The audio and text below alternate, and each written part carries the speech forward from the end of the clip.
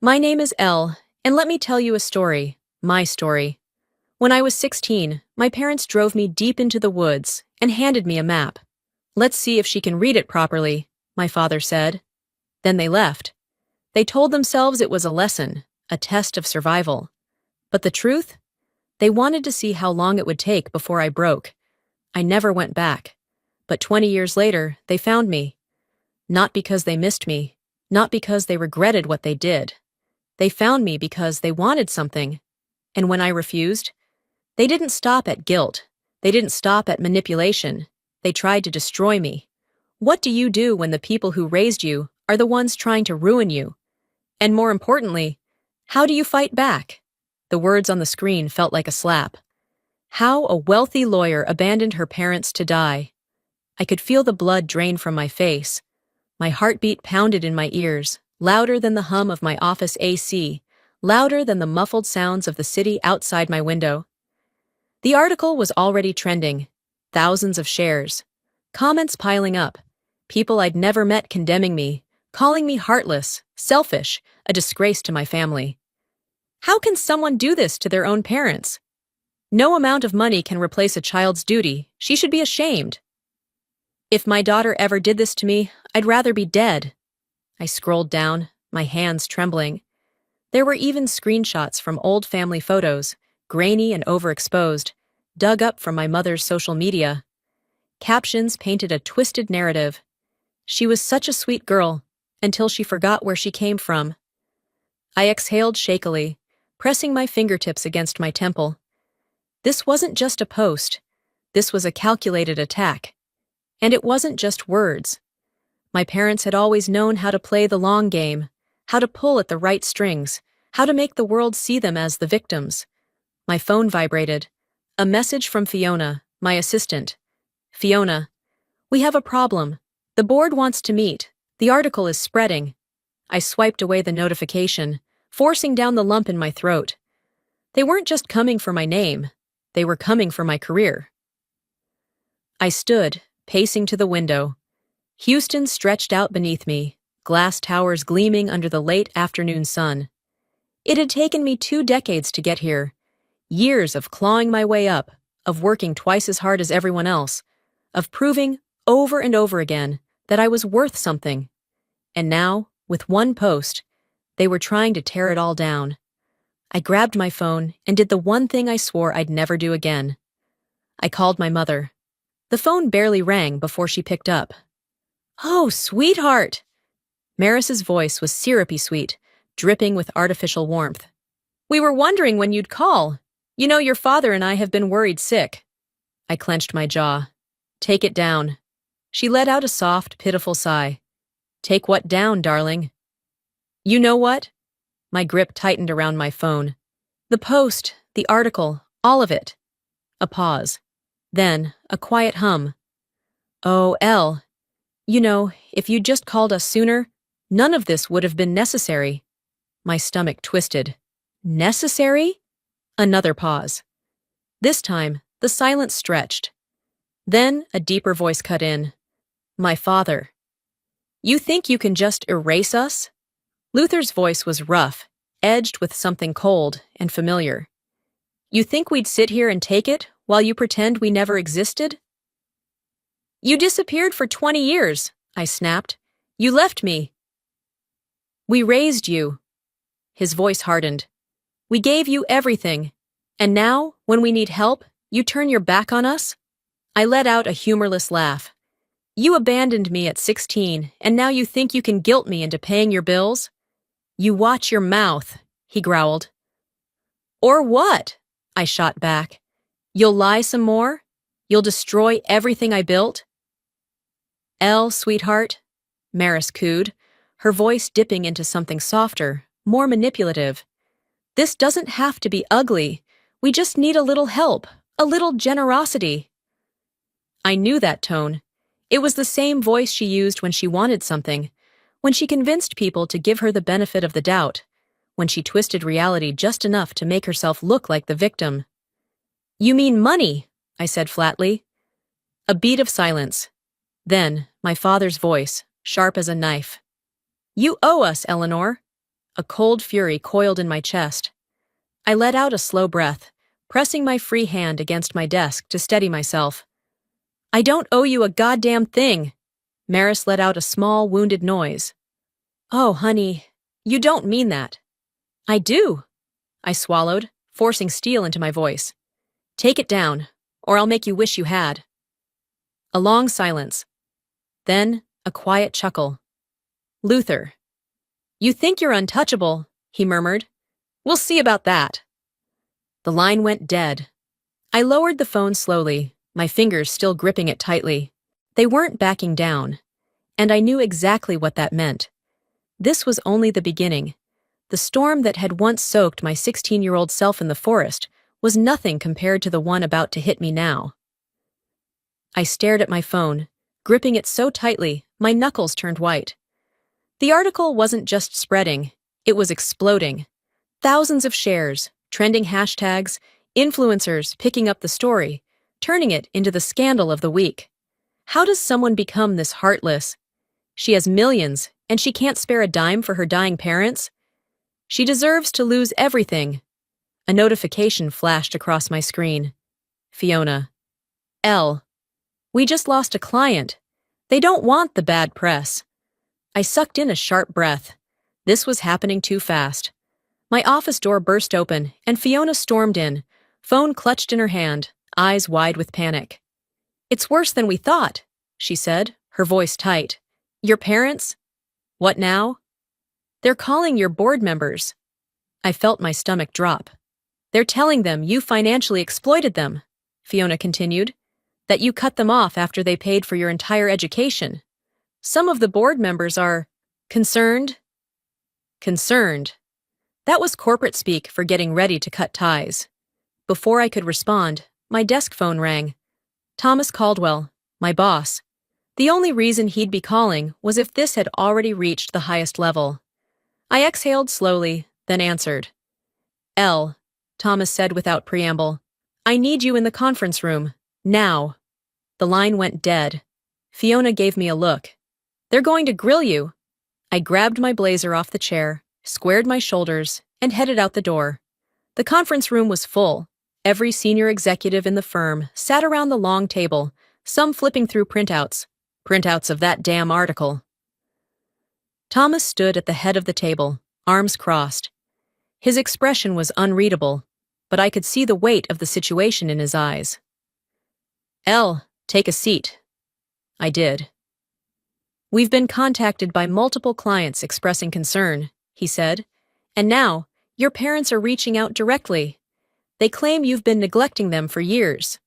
I forced myself to remain calm. That's a lie. Thomas slid a folder across the table.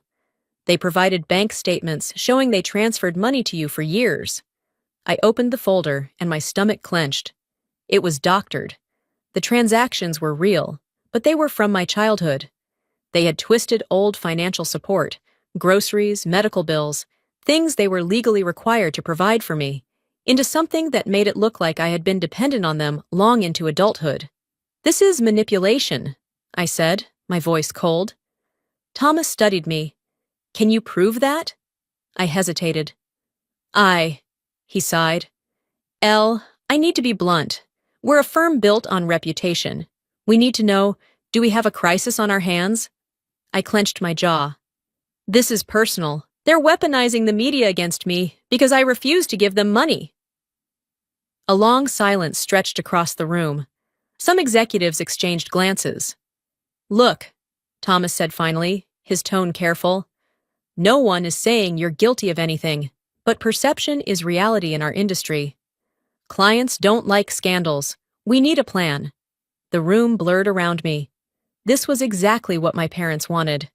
They didn't care about the truth. They cared about control. They wanted to drag me down until I had no choice but to give them what they wanted. I pushed my chair back. I'll handle it. Thomas raised an eyebrow. Handle it how? I stood. I'm going on the offensive. As I stepped out of the boardroom, my phone buzzed again. A news anchor was requesting an on-air interview with my parents. I thought I had seen the worst of their cruelty. I was wrong. My phone screen cast a harsh glow in the dimly lit office, the video still playing, even though I had stopped listening. The words had already sunk in, carved deep like old wounds ripped open. Odessa sat between our parents, her expression carefully sculpted. Just enough pain, just enough hesitation to make her performance believable. She was always different. Distant. Uncaring. Our parents gave her everything and she threw them away. My stomach twisted. Odessa had always been the golden child, the peacemaker. The one who smoothed over our parents' cruelty with soft words and empty reassurances. I had thought, maybe, just maybe, she had grown past that. That she had seen them for what they were. But I had been wrong. I rewound the clip, this time listening with cold detachment. She was never like the rest of us, always keeping secrets, always looking for a way out. I tried to help her, but Odessa lowered her gaze, voice breaking just slightly for dramatic effect. She didn't want a family. The interview host nodded solemnly, leaning in as if to console her. And when was the last time she reached out to you? Odessa sighed. Years ago, she cut all ties, no explanation. Lies. Every damn word was a lie. My fingers clenched around my phone as the host turned back to my mother, who was dabbing at her eyes with a tissue. She was such a sweet girl, Maris whispered. But success changed her, and now she wants to forget where she came from. Luther added his part with a bitter shake of his head. She'll regret this one day. My hands were shaking. This wasn't just a smear campaign anymore. They were rewriting my entire life. I grabbed my keys and stormed out of my office. Odessa's workplace was a sleek, glass-walled corporate building on the west side of Houston. I bypassed the receptionist's attempts to stop me and strode straight into her office, slamming the door shut behind me. She barely looked up from her desk. I figured you'd show up. You don't get to play the victim, I spat. Not after what you just did. She leaned back in her chair, exhaling heavily. No. I cut her off, stepping closer. You stood there and lied. You twisted our entire childhood into something that fit their narrative. For what, Odessa? So they wouldn't turn on you next? She didn't answer right away. She just looked at me, a flicker of something almost like regret flashing across her face before it disappeared. It's not that simple. It is, I shot back. You made your choice. She stood, folding her arms. What was I supposed to do? Let them rot? They deserve to rot, I nearly shouted, my voice cracking. After everything they did, after they abandoned me, and you stood there and let them rewrite history. Odessa's jaw tightened. You could have stopped all of this. You could have just given them the money. I let out a sharp, humorless laugh. So that's what this is about? A payday? She flinched. They're our parents. No, I whispered, shaking my head. Not mine, not anymore. Something flickered in her eyes. Anger, maybe, or shame. You always make yourself the victim, Elle. I stared at her. And you always make yourself the coward. Silence stretched between us. Then, slowly, I pulled my phone from my pocket, scrolled to her name, and pressed block. I wouldn't make the mistake of trusting her again. If my own sister could turn against me, then what was coming next would be worse. I stared at the screen, my pulse pounding. The medical report was crisp, official-looking. If I didn't know better, even I might have believed it. My parents had fabricated everything, a perfectly crafted lie. The report claimed my father was suffering from late-stage heart disease, my mother from a degenerative neurological disorder. Both were supposedly too ill to work, dependent on the kindness of strangers to survive. And of course, the daughter who abandoned them. A fresh wave of outrage flooded social media. More headlines, more accusations. How can she sleep at night knowing her own parents are dying? Millions in the bank, but not a dime for the people who raised her. Eleanor Holloway should be ashamed. I gritted my teeth, forcing myself to focus. A knock on my office door snapped me back. Fiona stepped inside, her face pale. She didn't even have to say it.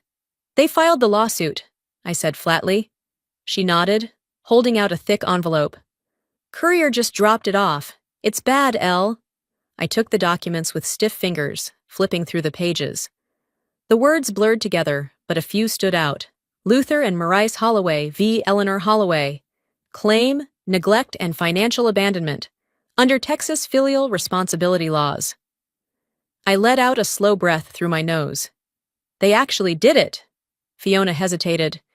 David's waiting in the conference room. He said you should see this first. I glanced at her. See what? She bit her lip and slid another folder onto my desk. A list of every major client I represented. And beside each name, contact records. My parents had called them all. A sharp, cold rage settled in my chest. I grabbed the lawsuit and marched toward the conference room. David McAllister sat at the far end of the table, flipping through the documents, his expression unreadable. When I walked in, he didn't even look up. They don't have a strong case, he said, but they don't need one.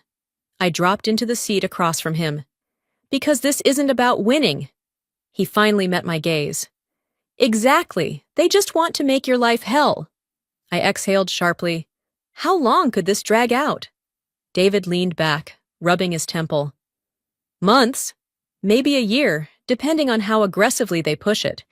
And if they keep feeding the media, public pressure could backfire on your firm. I clenched my jaw. So, what's our move? David sighed. The safest option? Settle. No. He arched a brow. Elle? No, I repeated, my voice like steel. I am not paying them off. A flicker of something almost like respect crossed his face. Then we fight. I leaned forward. Let's go on the offensive. Hours later, my statement hit the internet. Families don't sue their children out of love. It was short, controlled, but the reaction was immediate. Some people saw through the act, others doubled down on the outrage. But one thing was clear. I wasn't staying silent. Then, just as I thought I could breathe, a new headline surfaced. Medical documents reveal Eleanor Holloway's parents are terminally ill, and she still refuses to help. I stared at the report on my screen, knowing this just got a lot worse. They weren't just coming after my money. They were coming after my reputation, my life, everything. I scrolled through the medical report again, my fingers gripping the edge of my desk. Every word was a lie. Every diagnosis, every fabricated symptom, crafted to paint me as a monster. A fresh wave of rage burned through me. The media had swallowed it whole. News anchors discussed my supposed cruelty with the same feigned concern they reserved for celebrity scandals. Articles painted my parents as frail, helpless victims, and I was the heartless daughter who had abandoned them. I clenched my jaw as my phone buzzed. David. I answered without hesitation. Tell me you have good news. His sigh was heavy. It's fake, but proving it will take time. They used a real doctor's credentials, someone who died 3 years ago. The hospital already confirmed they never treated your parents, but getting that into the public record won't be simple. I gritted my teeth. So what are our options? Option 1. Wait it out, let them keep spinning the story while we build a case, David said. Option 2. File an immediate legal notice against every news outlet that ran the report. Do it, I said without hesitation. All of them. David paused. Elle, once we do this, there's no turning back. This isn't just about clearing your name, it's war. I tightened my grip on the phone. It already was. I dialed Odessa. She picked up on the second ring. Elle, she said, her voice tight. I was going to call you. Did you know about this? I snapped. A pause. Then a sigh. They told me they were struggling. I didn't ask questions. You didn't ask questions? My voice rose. They faked medical records, Odessa. Do you even understand how serious this is?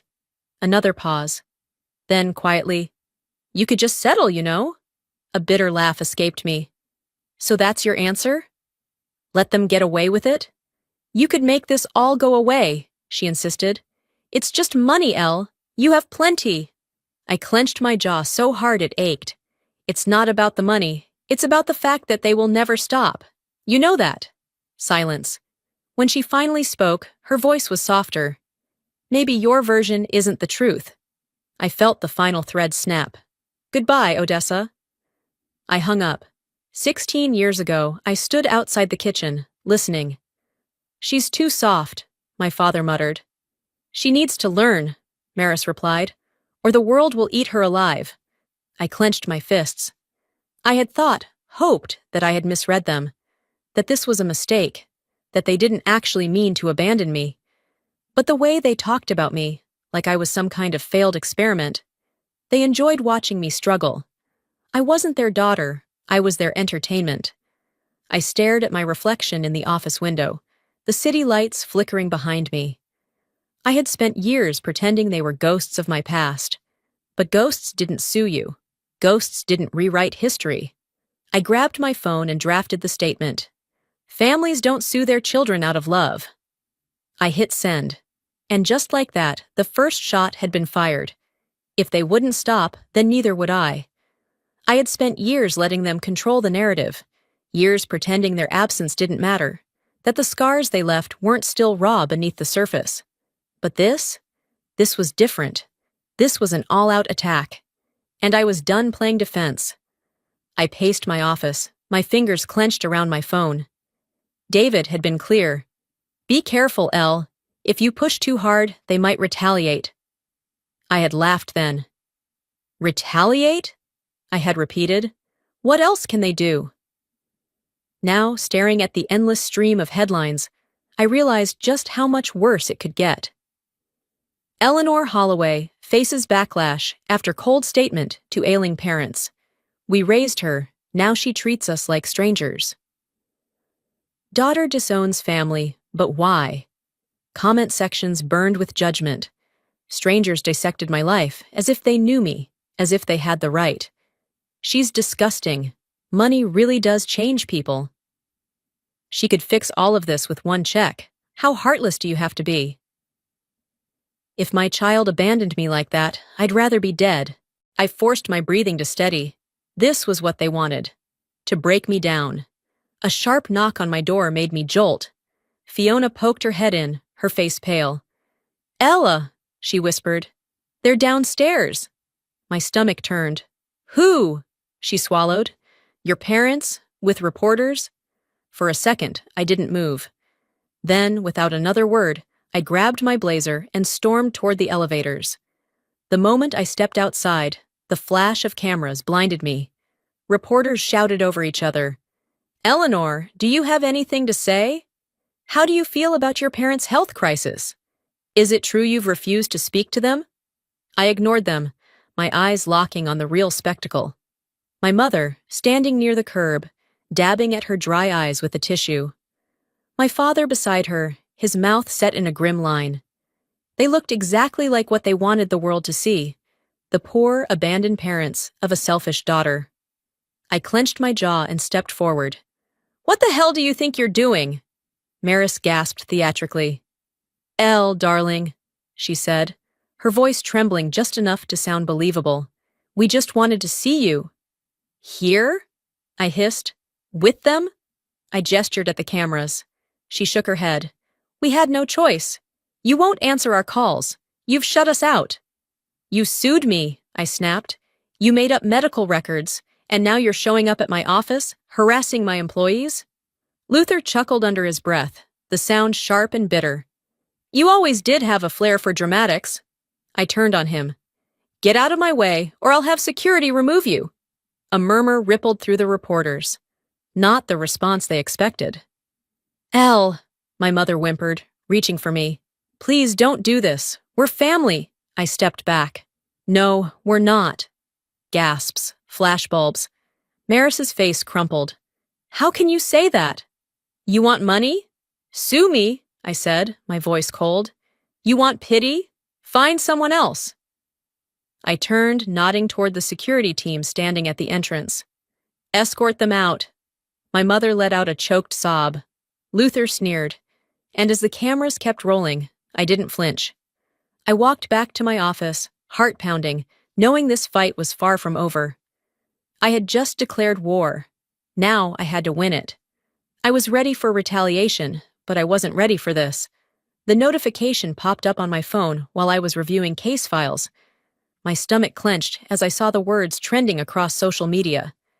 Eleanor Holloway stole from her own parents. Here's the proof. I clicked on the post, my hands shaking. Screenshots, doctored emails, a forged bank statement showing a large sum of money transferred from my parents' account to mine. It was fake, but to the internet, it looked real enough. And then I saw the worst part. Odessa had helped them. There was a statement, her statement, confirming it all. I never wanted to believe it, but my parents showed me the documents. Elle took from them. I don't know why she's acting like the victim. The betrayal burned through my veins. Odessa knew the truth. She knew I had never taken a cent from them. And yet, here she was, twisting the knife deeper. I slammed my laptop shut and grabbed my phone, dialing David. He picked up immediately. Elle? They fabricated evidence. My voice shook with rage. And Odessa backed them up. A pause. Then a low curse. They just escalated. Hard. Then we escalate harder, I snapped. We need to go on the offensive, now. 16 years ago, I wasn't supposed to hear them. I had woken up early, the house still quiet, and padded down the hall, only to freeze when I heard my parents talking in the kitchen. She needs to toughen up, Luther was saying. This world will eat her alive if she stays this week. She's fine, Maris replied lazily. She survived, didn't she? Luther let out a chuckle. Barely. She was crying when she came back, like some pathetic little thing. But she'll learn. This is good for her. Maybe next time we push her a little further. I gripped the wall, my breath catching in my throat. They had done it on purpose. I had spent the entire night terrified in the woods, believing, hoping, that it was a mistake. That they would come back. That they would realize they had pushed me too far. But they never had. And now I knew why. They had enjoyed it. I turned and walked away, something breaking inside me. I never looked at them the same way again. Present day, David called me back an hour later. We have something, he said. I gripped my phone. What? A witness. Someone from your past who can expose them. My heart pounded. Who? David hesitated, then said a name I hadn't heard in years. Elle, you're not going to believe this. It's your old teacher, the one who tried to help you. I swallowed hard. Hope flickered in my chest, but I knew my parents wouldn't go down without a fight. If they thought I was done fighting, they were about to learn just how wrong they were. I stepped out of the car, the courthouse looming ahead, its stone facade cold and unmoving, a perfect reflection of what I had become. Cameras flashed like 1,000 tiny explosions, the air thick with the shouts of reporters, their voices overlapping in a chaotic symphony of demand and speculation. Eleanor, do you have anything to say to your parents? Are you really abandoning them while they're sick? How do you feel about today's trial? I didn't flinch. For years, I had been silent, playing their game, following their rules, letting their narratives shape the truth. But today? Today was different. Today, I was done being their victim. David was already at the courthouse steps, his stance casual, but his eyes locked onto mine, sharp as a blade. He didn't need to speak loudly for me to hear him over the noise. Stay steady, he murmured. They're going to play this like it's their last act. I nodded. Let them. I was ready. Inside, the air was thick with tension. My parents sat across the courtroom, their performance already in motion. Maris was draped in a thick wool blanket, her frail hands trembling in her lap. Her lips quivered, her entire body curling inward as though the weight of the world rested on her delicate shoulders. Luther sat beside her, his spine stiff, his jaw locked in the perfect portrait of a grieving, betrayed husband. Pathetic. I kept my face blank as I took my seat, refusing to give them the satisfaction of a reaction.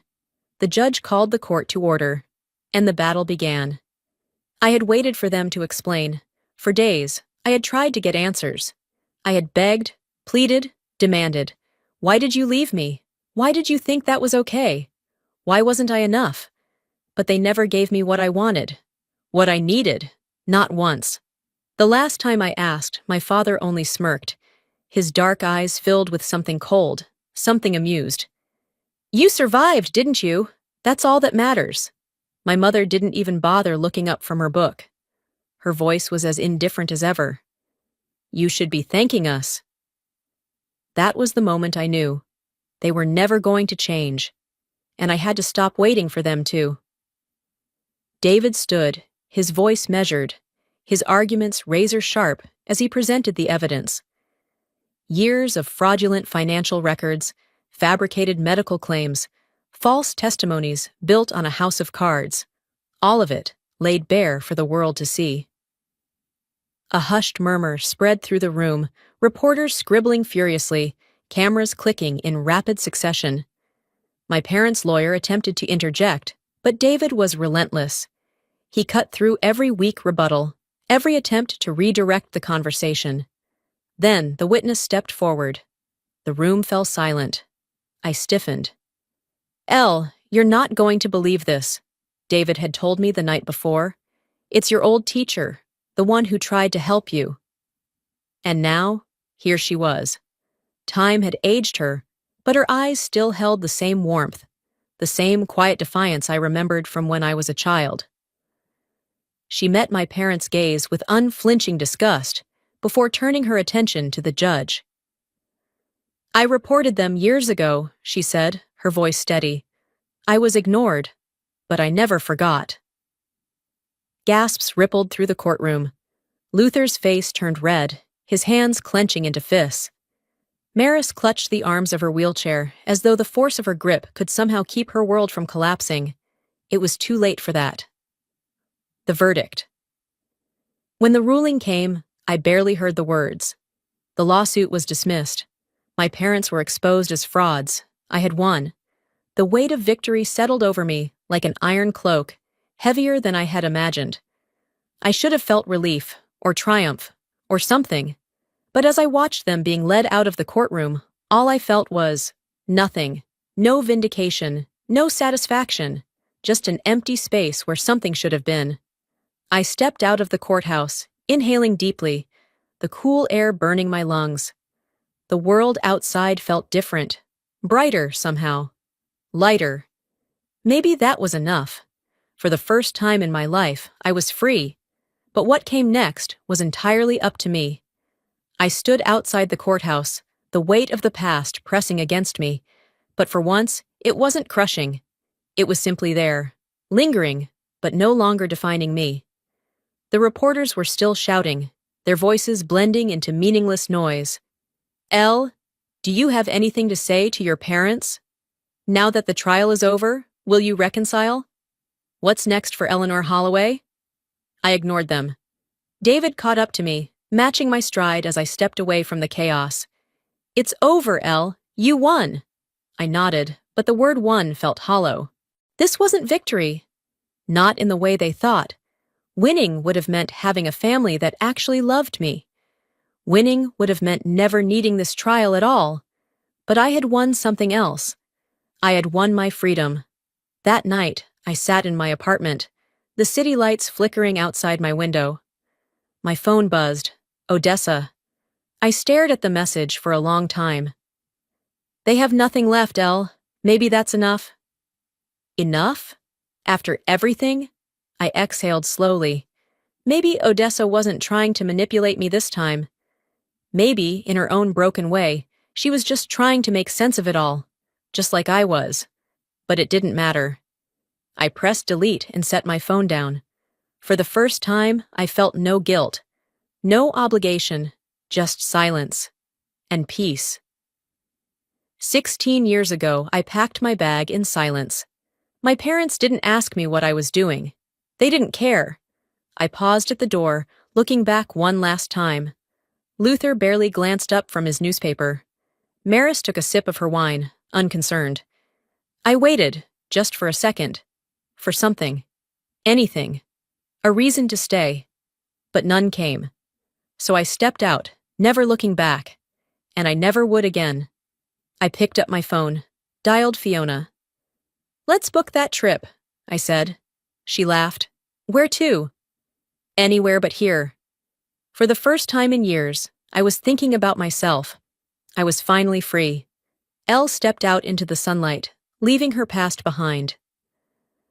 Before we end this story, I want to leave you with something to think about. For years, I carried the weight of a past I never asked for. I let guilt, obligation, and the fear of being seen as ungrateful dictate my choices. But here's what I've learned. Family isn't about blood.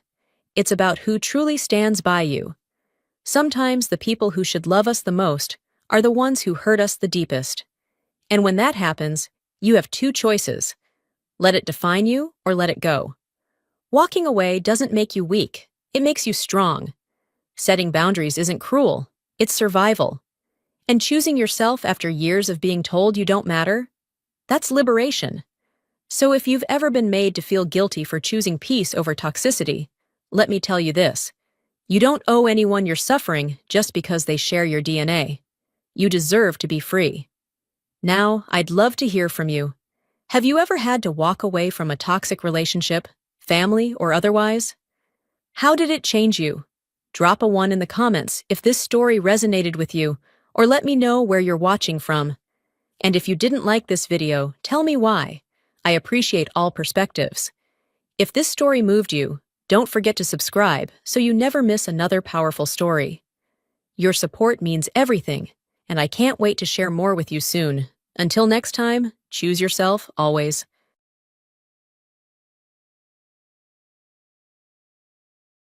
Hi, I'm Maria. I'm 35 years old and work as a film director. I live in London, which has always been a dream come true for me. Right now, I'm standing in front of my closet, trying to decide what to wear for a special occasion, our 5th wedding anniversary. I can hardly believe that it's been 6 years since James and I got married. It feels like it was just yesterday that we were exchanging our vows, caught up in our whirlwind romance. Babe, have you seen my diamond earrings? I call out to James, hoping he remembers where I left them. Check the top drawer where you always leave them, he replies, sounding slightly annoyed. I roll my eyes a little. He's right. I can be a bit forgetful. With a small sigh, I open the drawer and find my earrings right where he said. As I put them on, I catch a glimpse of myself in the mirror and smile. Not too bad, I think to myself, especially for someone who spends more time behind the camera than in front of it. Taking a deep breath to calm my nerves, I smooth down my dress. Showtime. The doorbell rings, and I hear James welcoming our first guests. I plaster on my best smile and head downstairs, ready to greet everyone. Maria, darling, you look absolutely stunning, my best friend, Anna, exclaims as she air kisses my cheeks. I'm so glad she could make it, and I thank her with a big smile. Then I spot James's mom, Angela. She's scanning the decorations with her usual critical eye. Maria, dear, don't you think these centerpieces are a bit much? She asks, her tone polite but sharp. I swallow back a quick response, choosing instead to smile and reply, I think they're lovely, Angela, but thanks for the feedback. James appears beside me and wraps his arm around my waist. Mom, everything looks perfect. Maria has done an amazing job. His words comfort me, and I feel grateful for his support, even though I notice his grip tightening as Angela raises an eyebrow. As more guests arrive, including my parents and James's sister, Laura, I go into full hostess mode, laughing at the right moments, keeping glasses filled, and making sure everyone is comfortable. During the evening, my dad's voice rings out over the crowd. So, Maria, any new projects in the works? He asks with pride in his voice. I smile, happy to share my news. Actually, yes. I'm in talks to direct a new indie film. It's still early, but I'm really excited about it. My mom chimes in with support, and I catch her proud smile out of the corner of my eye. It feels good to have my family here, cheering me on. As the night continues, I feel grateful for everyone around me. This anniversary party isn't just a celebration of 6 years of marriage, but also a reminder of all the people who support us. From Anna's kind words to my parents' pride and even James's silent, strong support, I know I'm surrounded by love. Moments like this make everything worth it, and I can't wait to see what the next 6 years will bring. I watch as James's jaw tightens, and I know exactly why. We haven't really discussed my new project in depth, and I know he's not happy about the hours it will demand. The vibe in the room suddenly feels off, like something's just not quite right. It might be the way his mother, Angela, keeps whispering to him, or maybe it's the sympathetic looks his sister, Laura, keeps sending my way. But I shake it off. This is our wedding anniversary. Everything should be perfect, right? The party is in full swing now, and I feel a light, happy buzz. Maybe it's the champagne, or maybe it's just the joy of being surrounded by friends and family. Either way, I decide it's time to cut the cake. James, honey, let's cut the cake. I call, giggling as I make my way over to the beautifully decorated cake. James starts weaving through the crowd toward me, and I pick up the knife, ready to make that first slice. But then, Angela's voice rises above the crowd, stopping me. Wait just a moment. We have a family tradition for this. Let's do it properly. Feeling a little bolder, probably from the champagne, I roll my eyes and reply, "Oh, come on, Angela. It's just a cake." Without waiting, I go ahead and slice a small piece, laughing as I do it. Suddenly, there's a loud crack, and a stinging pain spreads across my cheek. For a second, the room goes completely silent as everyone freezes. It takes a moment for me to realize what just happened. James, my husband, has slapped me in front of everyone. My cheek burns from the pain, but it's nothing compared to the humiliation. I can feel the weight of everyone's eyes on me, and the collective gasp echoes in the room. Without a word, I turn and run, barely hearing my best friend, Anna, calling my name as she follows me upstairs. I make it to our bedroom, collapse onto the bed, and finally let myself cry. Anna wraps her arms around me, trying to comfort me. "Maria, are you okay?" "I can't believe he did that," she says, her voice filled with shock and anger. I don't know what happened," I managed to say, still stunned. Anna's voice turns serious. "Maria, this isn't okay. You need to leave him. This isn't the first time he's tried to control you, and you know it." From downstairs, I can hear my dad's furious voice cutting through the murmurs. "How dare you put your hands on my daughter?" he shouts, his anger clear. I bury my face in my hands, not believing this is actually happening. This has to be a misunderstanding, right? Anna's phone buzzes, and she glances at it. Her face hardens as she reads a text. It's from Laura. She says you won't believe this, but Angela is actually praising James for what he did. She's even recording it. I feel a wave of sickness in my stomach, wondering how everything went so wrong so quickly. "Maria," Anna says gently, "you don't have to go back down there. We can leave right now." But I shake my head, trying to compose myself. "No, I need to fix this. It was just a misunderstanding." Despite Anna's protests, I reapply my makeup, carefully covering the red mark on my cheek. I force myself to smile, even though it feels awkward and unnatural, and head back downstairs to join the party. The room is full of people, but there's a heavy feeling in the air, as if everyone knows something they aren't saying. I catch bits of whispers and notice people glancing at me from the corners of their eyes. Trying to brush it all off, I say loudly, "Everything's fine. Just had a little too much champagne, that's all." My voice shakes a bit, but I keep going.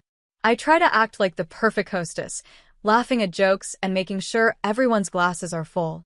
All the while, I avoid looking at James. The tension between us is thick, but I pretend it doesn't bother me. After what feels like forever, the last guest finally leaves, and I head upstairs to my bedroom. Exhausted, I collapse onto the bed, pretending I have a headache so I won't have to talk to James. Now, lying awake in bed, my mind won't stop racing. I start to think back, not just to tonight, but to everything that's happened over the past few years. I remember all the times James made jokes about me in front of others, like he didn't care how I felt. He always seemed to know exactly where I was and who I was with, and then there was Angela, always there too, criticizing, watching, pushing me in ways I didn't like. I roll over and bury my face in the pillow, wondering if maybe I'm overthinking it all. Was it just a mistake? Did he mean it? Doesn't he love me? These questions spin around in my mind, leaving me more confused than ever. Since that night, weeks have gone by, and I've thrown myself into work, hoping it will help me forget. I've been ignoring calls from my friend Anna and even from my parents, using work as an excuse. It just feels easier to avoid them than to face the truth of what I'm feeling. Maria, we need to go over these storyboards, says David, the new producer, as he walks into my office one day. I look up, startled, and apologize. Oh, sorry, I was lost in thought. David gives me a reassuring smile. No worries.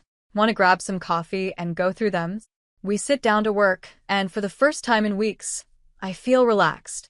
David actually listens to my ideas and respects what I have to say. It's refreshing. Then my phone buzzes. It's Anna calling again. I quickly silence it, hoping David doesn't notice. But he does. Everything okay? He asks, looking genuinely concerned. I smile and say, yeah, just personal stuff. Later that day, I finally give in and call Anna back. Maria? Thank God, she says urgently. We need to talk. Can you meet me? Her voice sounds serious, and something about it makes me agree. An hour later, I'm sitting across from her and our friend Laura in a quiet cafe, my stomach churning with nerves. Anna looks at me with a mixture of sadness and determination. Maria, we found some things, she says softly. Laura slides a folder across the table toward me. I'm so sorry, Maria, but you need to see this.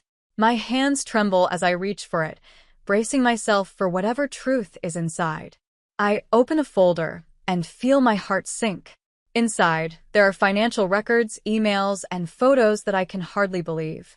Everything I've worked for, everything I thought I knew, is coming undone in front of my eyes. He's been taking money from your company, Anna says gently, trying to soften the blow. But that's not all. Laura pulls out her phone and starts playing an audio recording. I hear James's voice, followed by Angela's. We need to take control of her assets before she figures it out, James says in a low voice. Once the divorce is final. The word divorce hits me like a punch to the stomach. I feel sick, but Laura's sad eyes tell me there's more. She looks at me quietly and says, he's been seeing someone else, Maria. It's his assistant. The cafe feels too small, like the walls are pressing in on me. I stumble outside, desperate for fresh air, and Anna and Laura follow me. Anna grabs my shoulders and says softly, Maria, breathe. I know this is so much to take in, but we're here for you. Her voice helps a little, but the shock is giving way to something else. Anger. How long have you known? I ask, my voice shaky but firm. I need to know how long they've been aware of this, how long they've been watching me in this mess. Laura sighs. After the party, we couldn't stay silent anymore. I couldn't just stand by after what he did to you. Taking a deep breath, I force myself to stay calm. What else? I ask, bracing myself for more bad news. Anna and Laura exchange glances, and then Anna finally speaks. Angela has been spreading lies about you to hurt your reputation in the industry. I laugh, but it's a bitter, hollow laugh. Of course, Angela would try to ruin my name too. Laura looks at me, her voice softer now, and says, there's something else, Maria. James, he's planning to file for divorce and take control of everything you've worked for. I feel another hit to my heart, but this time, it's followed by something new. Determination. A spark of strength flickers inside me. No, I say, my voice stronger than I feel. He won't take anything from me. Not anymore. Anna reaches out and squeezes my hand. What do you want to do? She asks. I look at them, feeling the anger and hurt building into something stronger. I want to fight back. I want to protect myself, my career, and everything I've built. And I want him to face the consequences of everything he's done. Laura nods with resolve. We're with you, Maria, every step of the way. With their support, I start planning my next move, feeling a strange mix of sadness and newfound strength. For the first time in a long time, I feel powerful, no longer a victim in my own story. James thought he could control me, break me, but I'm done with that. This time, I'm writing my own ending. The following weeks are a whirlwind of work. I meet with lawyers, talk with my family, and plan every detail carefully. Late nights, secret meetings, and endless plans for the gala ahead. My hands tremble with anticipation as the night approaches, but I know I'm ready. This time, I'm in control of my story. I adjust my dress, steadying myself for what's about to happen. Anna, standing beside me, gives my hand a comforting squeeze. Are you ready for this? She asks. I take a deep breath and nod. As ready as I'll ever be. Together, we step into the grand gala hall. My eyes quickly find James and Angela, mingling with guests, all smiles and charm. They're working the room like nothing is wrong, as if everything is perfect. I watch, feeling a surge of confidence. Soon, everyone will know the truth. Maria, darling. James's voice rings out, dripping with fake sweetness. Come, let me introduce you to the William. He smiles, waving me over. I force a polite smile and respond, in a minute, honey. I have an announcement to prepare for. As I make my way toward the stage, I catch Laura's eye. She gives me a small nod, silently telling me that everything is ready. I take one last deep breath and step up to the microphone. Ladies and gentlemen, I begin, my voice steady even though my heart is pounding. I'm thrilled to share my latest project with you tonight. It's a story about truth, justice, and the masks people wear. I pause, glancing briefly at James, who looks calm and completely unaware. He thinks this is just another career update, but tonight means so much more. But before I get into details about the film, I continue. I'd like to share a different story, a personal story. The lights dim, and a video starts to play on the big screen behind me. Gasps ripple through the crowd as footage of James's actions, the side of him he tried to hide, fills the screen. His face contorts with anger and control, and for the first time, his true nature is on display for everyone to see. What is this? He yells, his voice angry and loud. But just as he tries to disrupt the video, Angela's recorded voice begins to play. Her words reveal their plans to take control of my assets, to deceive me. The audience watches in shock as financial records flash on the screen, along with statements from former employees who came forward. James and Angela attempt to push their way through the crowd, trying to escape, but at the exit, police officers are waiting for them. James Anderson, an officer announces, "You're under arrest for embezzlement and domestic abuse." He clicks handcuffs onto James's wrists. Angela shrieks, "You can't do this. Do you know who we are?" But her protests go unheard as she, too, is led away. The room bursts into a mix of whispers and gasps. Reporters swarm, eager for statements. Industry leaders express their shock, and many offer words of support. I stand tall, feeling lighter than I have in years. The weight of all the secrets and lies is finally gone. In the days that follow, my phone doesn't stop buzzing. There are interview requests, messages of support, even new job offers. But what I treasure most are the quiet moments with Anna, Laura, and my family. "I'm so proud of you, sweetheart," my mom whispers, hugging me tight. Weeks turn into months, and I dive into my new film project, surrounded by a team that respects and supports me. Healing takes time, but each day, I feel stronger. Cut. That's a wrap on scene 13. I call out to my crew, smiling as we take a break for lunch. My phone buzzes with a message. It's from James, awaiting trial, sending yet another apology, pleading for forgiveness. Without hesitation, I close the message. No looking back. This is my story now, and I'm moving forward. I delete the message, knowing that part of my life is finally over. That chapter is closed. "Hey, Maria," David calls out, waving a script in his hand. "Got a minute to go over these rewrites?" I smile, feeling genuinely happy for the first time in years. "Absolutely," I say. As we walk together, discussing ideas and talking through changes, a thought hits me. My happily ever after isn't about finding a perfect partner or living a flawless life.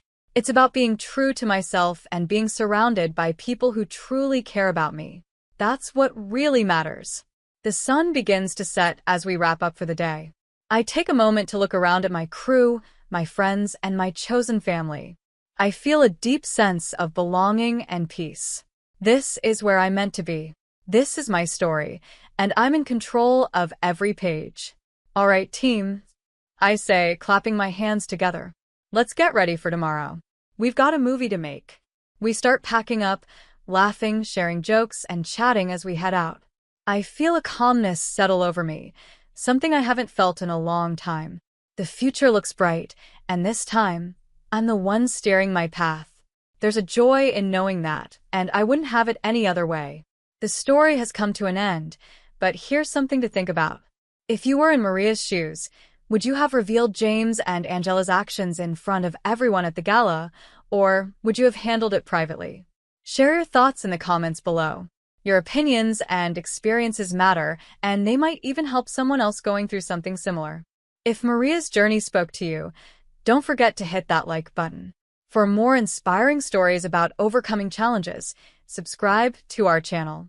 Thank you for watching, and remember, your story isn't over yet. There are new chapters waiting to be written, and you are the one who gets to write them.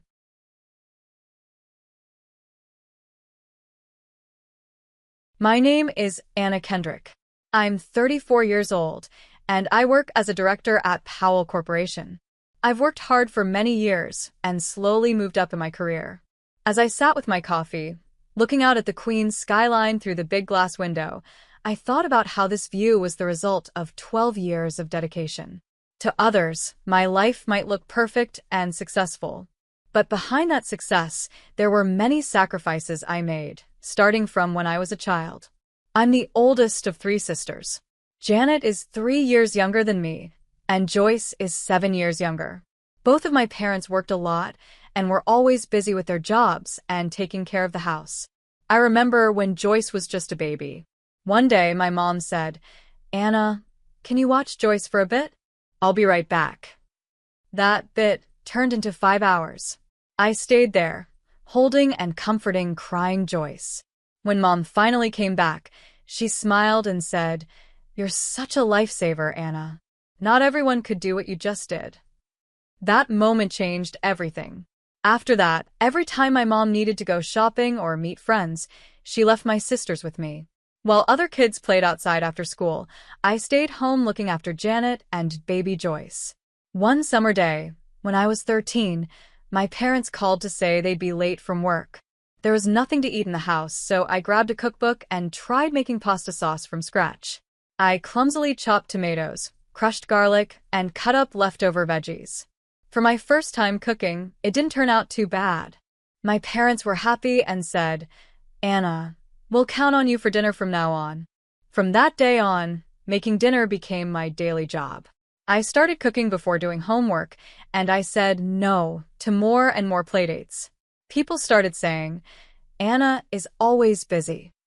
By the time I was 17, I was handling most of the work at home. I got my sisters up in the morning, made breakfast, and then went to school. In the evenings, I did the shopping and cooked dinner. Weekends were for laundry and cleaning. One day, I told my mom that I wanted to try out for the school play. She looked confused and said, "But the house can't run without you." My dad added, "Anna is so responsible. She always puts her family first." That night, I cried quietly in my room. Like many other dreams I had, my wish to act was pushed aside for my family's needs.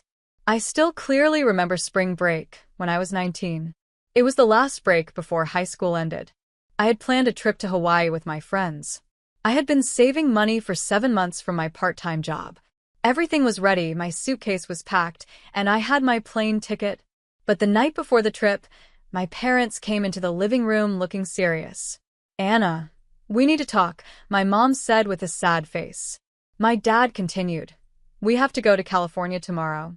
Your grandmother, who is supposed to watch Janet and Joyce, is sick. Can you take care of your sisters?" My heart sank. "But I'm supposed to go to Miami tomorrow. I've planned this for 7 months," I said. "I know, but it's an emergency," my mom explained. "You're the only one we can count on." "What about Grandpa?" I asked, hoping for another option. "He's working," she said. "But my ticket is non-refundable," I added. My dad said, "We trust you with Janet and Joyce. They need you, and we know you can handle it." So my dream trip was gone. While my friends sent fun photos and videos from the beach, I stayed home taking care of 17-year-old Janet and 13-year-old Joyce. My parents were supposed to be away for just a weekend, but they stayed for a whole week. Later, I found out they weren't in California after all. They had gone to a couple's retreat.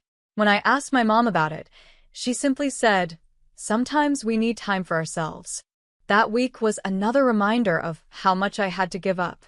In college, I earned scholarships and worked part-time to help pay my tuition. But things changed when Janet got accepted into a top private university. "Anna, great news," my mom said excitedly on the phone. "Janet got into Duke." "Wow, congratulations," I said honestly. Janet had always been focused and hardworking. "But there's one problem," my mom added. "The tuition is very expensive. And with Joyce getting close to college too, it's hard for us to manage it all alone." I understood right away. "Mom, I don't have that kind of money," I said. "But you're getting a scholarship, right? And you have a part-time job," she replied.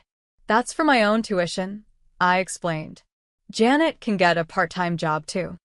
"Duke is a big opportunity for Janet," Mom said. "Sadly, she didn't get a scholarship, and she wants to focus on her studies." Then my dad joined in. "We're family. Shouldn't we help each other?"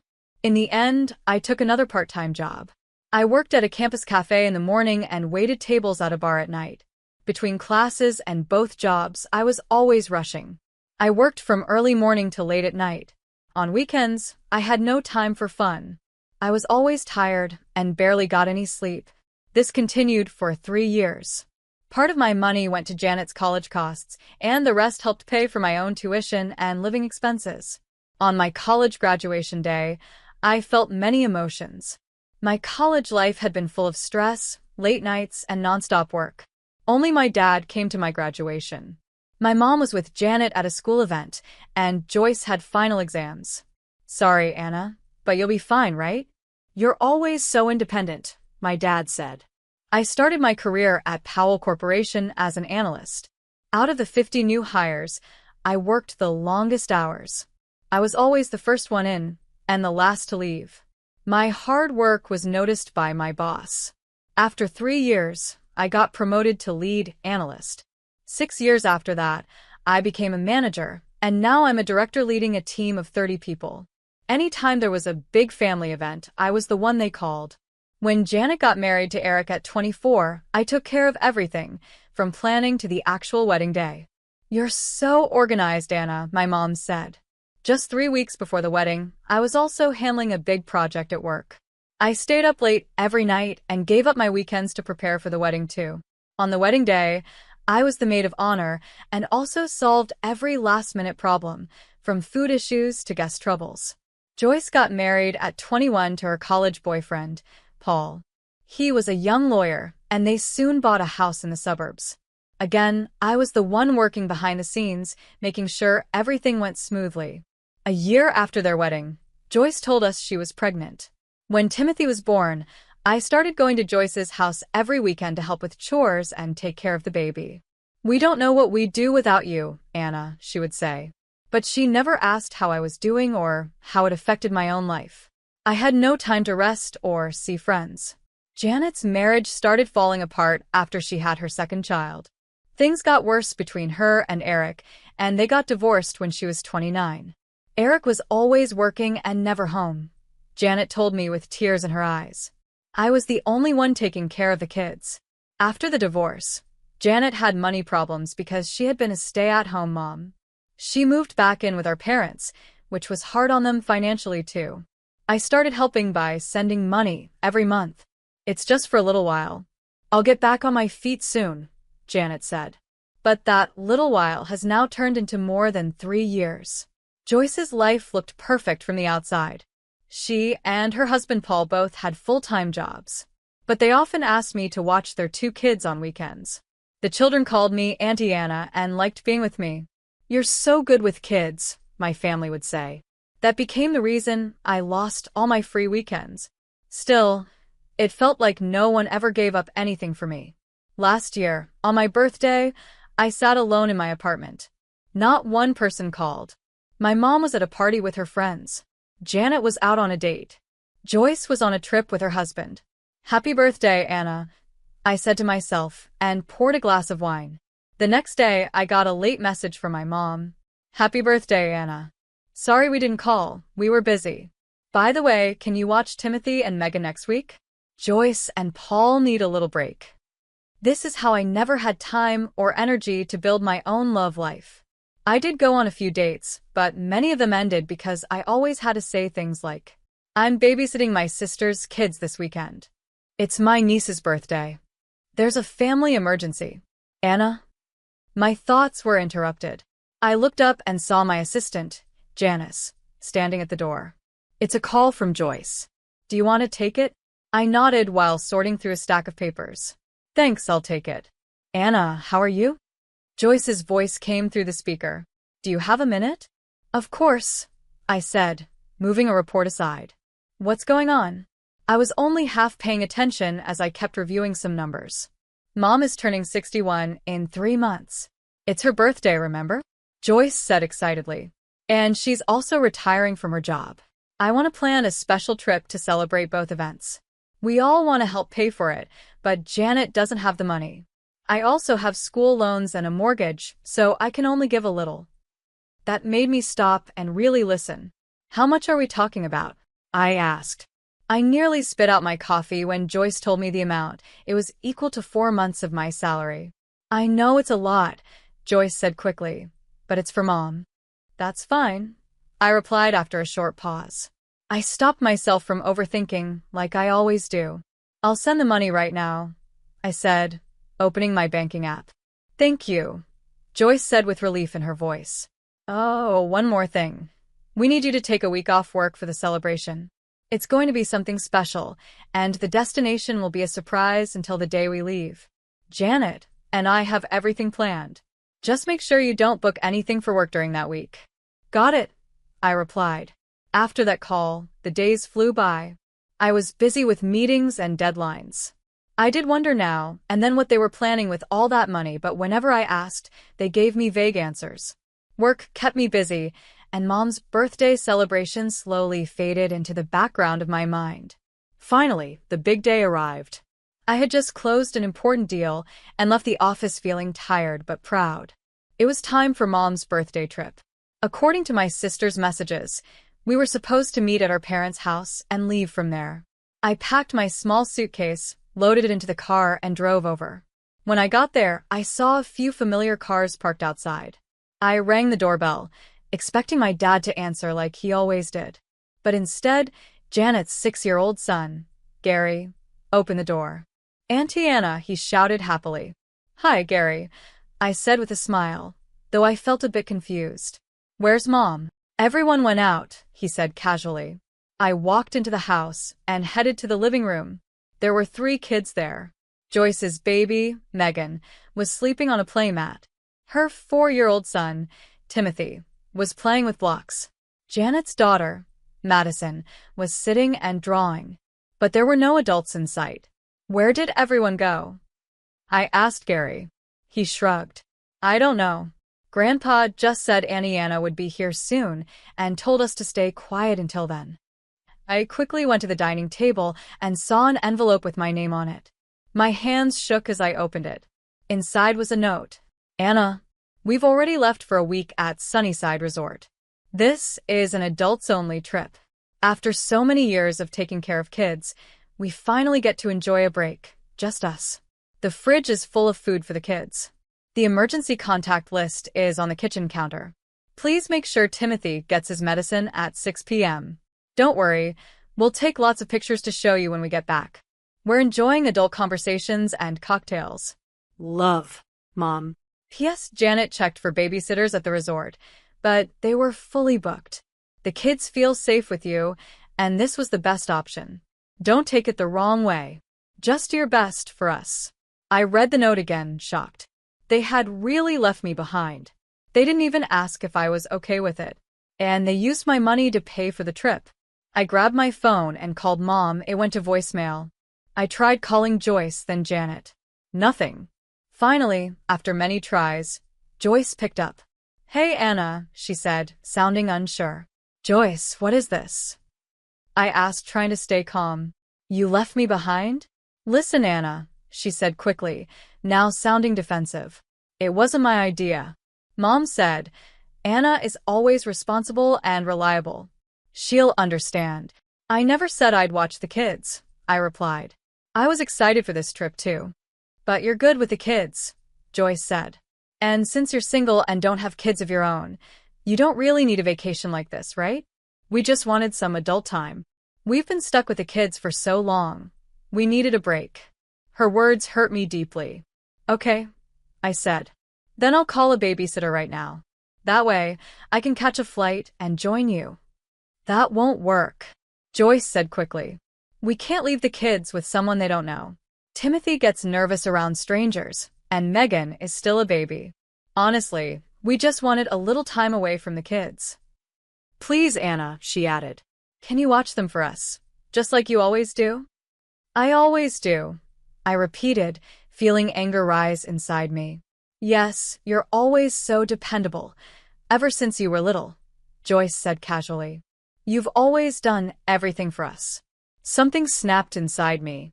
For everyone, I said quietly. Yes, always for everyone. But not this time, Joyce. This time is different. I won't do it. What do you mean? Joyce's voice suddenly sounded nervous. I'm calling a professional, I said firmly.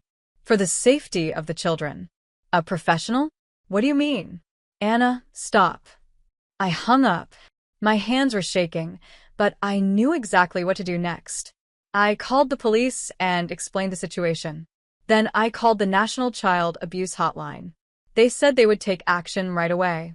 After that, I sent a text to the entire family. The children were left alone without proper care. I have reported this to the police and Child Protective Services. I suggest you return home immediately. Within minutes, my phone started ringing nonstop. I didn't answer. Instead, I sat with the kids and played with them, keeping everything calm so they wouldn't get scared. About an hour later, a police car pulled up. 4 officers came into the house and began checking everything. 30 minutes after that, a social worker from Child Protective Services arrived. I explained the full story. As the sun started to set, the front door flew open. My mom rushed in, clearly panicked. Behind her were Joyce, Janet, and the rest of the family. Anna, my mom cried out. What have you done? One of the officers stepped forward. Are you the guardian of these children? He asked. My mom's face turned red. Yes, I'm their grandmother. What happened was reported by Miss Kendrick, the officer said seriously.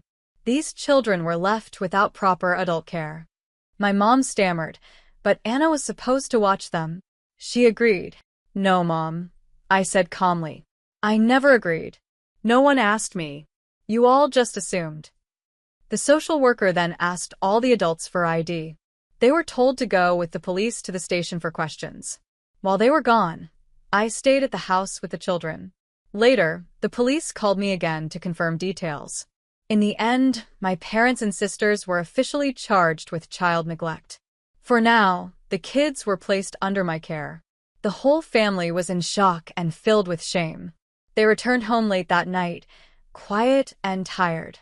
The next morning, I gathered everyone in the living room. The children were playing in another room. I've always said yes, I began calmly. Even when I was tired from work, even when I had important meetings, I always helped you. But this time you went too far. You took my time, my money, and my self-respect.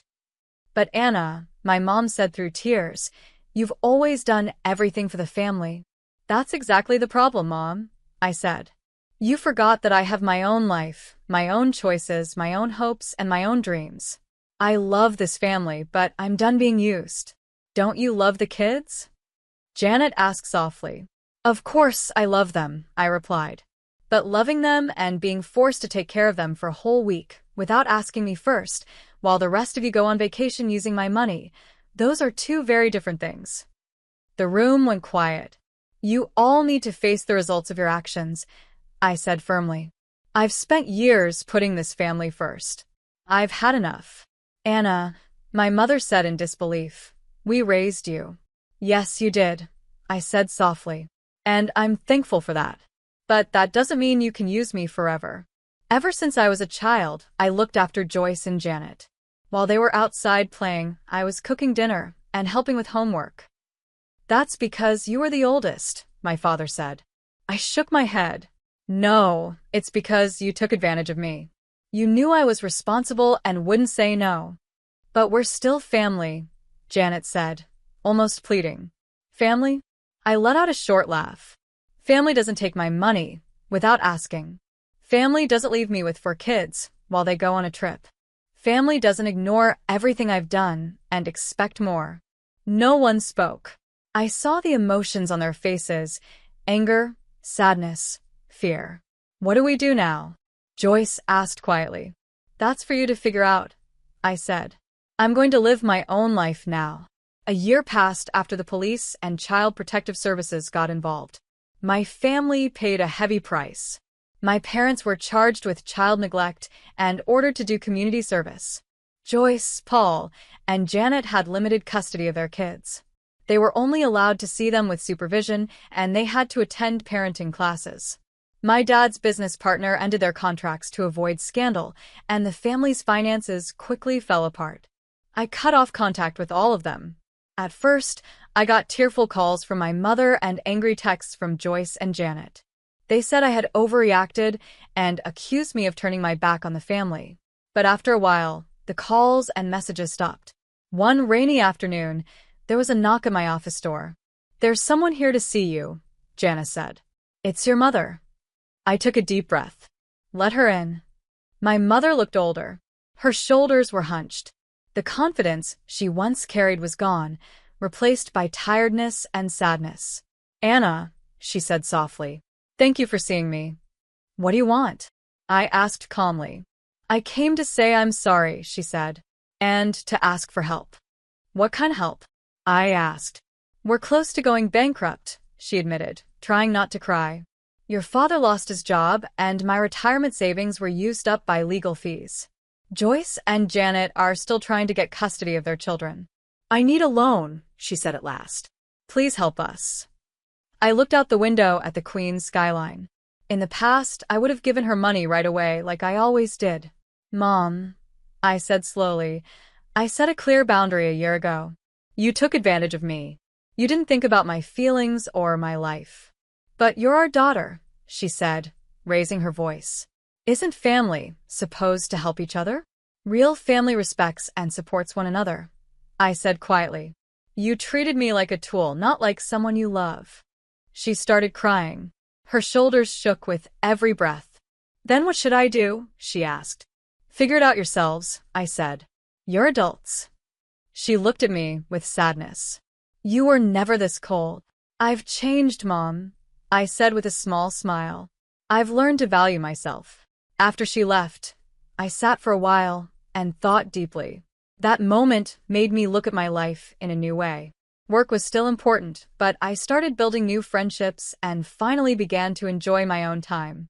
I started volunteering and helping people who truly needed it. Sometimes I still think about my family, especially the kids. I wonder how they're doing. But one thing I learned that night has never changed. Saying no can be the strongest way to protect yourself.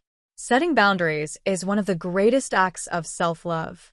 Now, my desk is full of papers for an exciting new project. This weekend, I'm going on a trip to Europe with friends.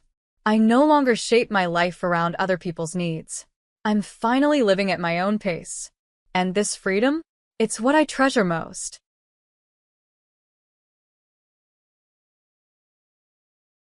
My name is Helen. Growing up, my sister Lauren and I shared everything: our clothes, secrets, and dreams. We were only 3 years apart, and we were really close. But over time, our lives went in very different directions. It started to feel like we were living in completely separate worlds. After high school, I focused on college and then jumped straight into building my career. I worked hard, and even I'm sometimes surprised by how far I've come. Now, at 35, I'm a senior executive at a big tech company in Rochester. I live in Sarah Churchill and drive a Mercedes. Lauren chose a different path. She always said college wasn't for her and that she'd figure things out as she went. She's 33 now, working as a waitress at Casa de Font, one of those average Portuguese restaurants. She lives in a small apartment in Ballard with her fiancé, Adam, who also works at the same place. They're getting by, but just barely. The difference in our money situations really bothers her. Every time I achieve something, she takes it as a reason to make a sarcastic or bitter comment. Whether it's a trip I take or something new I buy, she always finds a way to throw shade. Even with all that, while I was planning my next vacation to Portugal, I had an idea. Our parents' 38th anniversary was coming up in 3 months, and I wanted to do something special. They've never been to Portugal. They always said it was too expensive. Dad's teacher salary and Mom's part-time job at the library didn't leave room for big trips. So, one evening while I was sitting in my home office, looking out over the Rochester skyline, I went ahead and booked 2 round-trip tickets to Albufeira. I also reserved rooms at a beautiful resort called the Algarve Casino. I could already imagine my mom's reaction. She'd probably cry happy tears, like she always does when she's really touched. At first, I didn't plan on inviting Lauren. I know that sounds harsh, but after years of her rude comments and hidden anger, it just didn't feel right. I wanted this trip to be calm and peaceful, just me, Mom, and Dad enjoying 3 weeks in paradise. But when I shared the news at our monthly family dinner, Lauren reacted right away, and of course, it was exactly what I should have expected. "Oh my God, that's amazing," she shouted, hugging our parents. Then she looked at me with a smile that I now realize was more about planning than excitement. "When do we leave?" she asked. That one word, "we," made my stomach drop. I opened my mouth to explain she wasn't invited. But then I saw Mom's face, glowing with joy at the thought of both her daughters coming. "It would be so wonderful to have the whole family together," Mom said, reaching for Lauren's hand. "Just like when you girls were little and we used to go camping." Dad smiled and nodded. It's been too long since we all went on a trip together. And just like that, my quiet, simple plan started falling apart. Lauren smiled like she had just won. I knew I was stuck. That night, I spent 4 hours on the phone trying to fix the bookings. Originally, I had planned a nice ocean view room for Mom and Dad and a single room just for me. But now I had to figure out how to fit in Lauren too. "I'm sorry, Miss Nathan," the hotel agent said. "We're nearly full for those dates. Your parents' room is confirmed, but the only other rooms we have are luxury singles." I sighed and rubbed my forehead while staring at the hotel website. The luxury rooms cost almost twice as much as I had planned to spend. I thought maybe I could share a room with Lauren to save money. "There's nothing else?" "No, basic rooms," I asked. "I'm afraid not," the agent said. "It's peak season." I could already hear Lauren's voice in my head. "Oh, is it too expensive for you, Miss Executive?" I clicked the book now button a little too hard. Fine. I'd take the luxury single.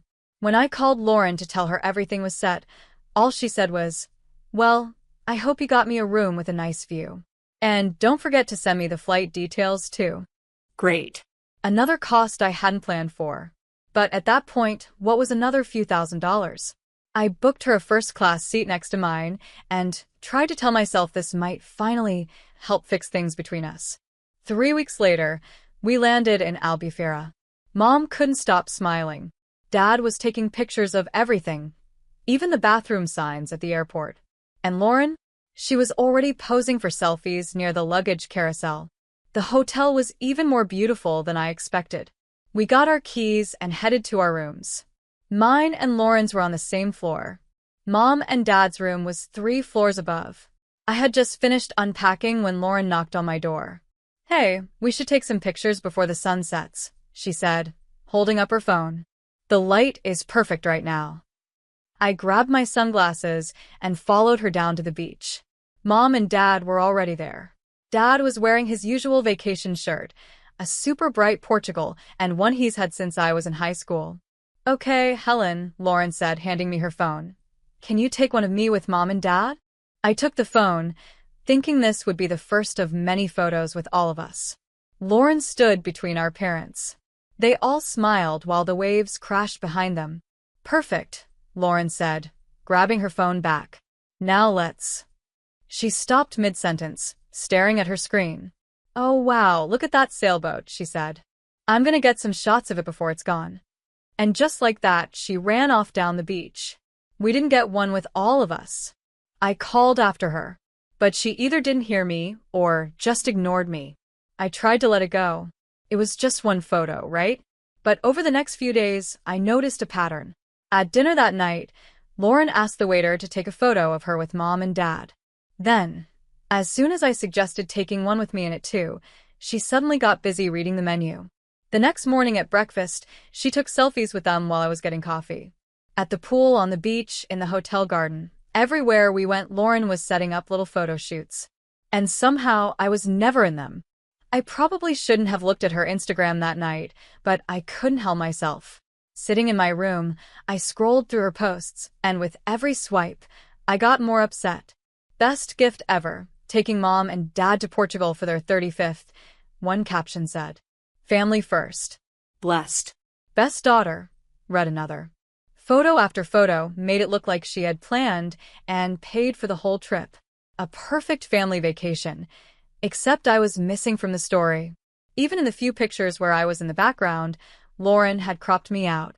In one shot at the beach bar, you could just barely see my hand holding a drink in the corner. That was it. That was all that was left of me in my sister's version of this trip. The next morning at breakfast, I watched her setting up another picture with Mom, carefully posing her with the ocean in the background. I wanted to say something. Like, hey, stop acting like you paid for this trip on your waitress salary. But I didn't. That would just make me sound bitter. I booked a special trip for all of us the next day, a private tour to a nearby island. It was expensive, but worth it. The plan was to visit waterfalls, volcanoes, and a quiet bay where big sea turtles gather. The tour guide said it would be a small, private experience, perfect for a group of 4. But that morning, Dad woke up feeling sick. His blood pressure had been acting up, and the heat made it worse. Before I could say we should reschedule, Lauren jumped in. Oh, Helen should definitely stay with Dad. Mom and I can still go, right, Mom? We wouldn't want to waste the booking, she said quickly, like she was being helpful. But I knew she'd been waiting for a moment like this. I was about to say something, but then I looked at Dad. He looked worried. If I pushed back, it would seem like I cared more about the tour than about him. So I smiled and said, of course. You two go ahead, Dad, and I will have a relaxing day. Lauren could barely hide her smug grin as she and Mom left to meet the guide. I watched them walk away, trying not to think about how I just paid for another fun experience I wouldn't get to enjoy. But sometimes, life surprises you.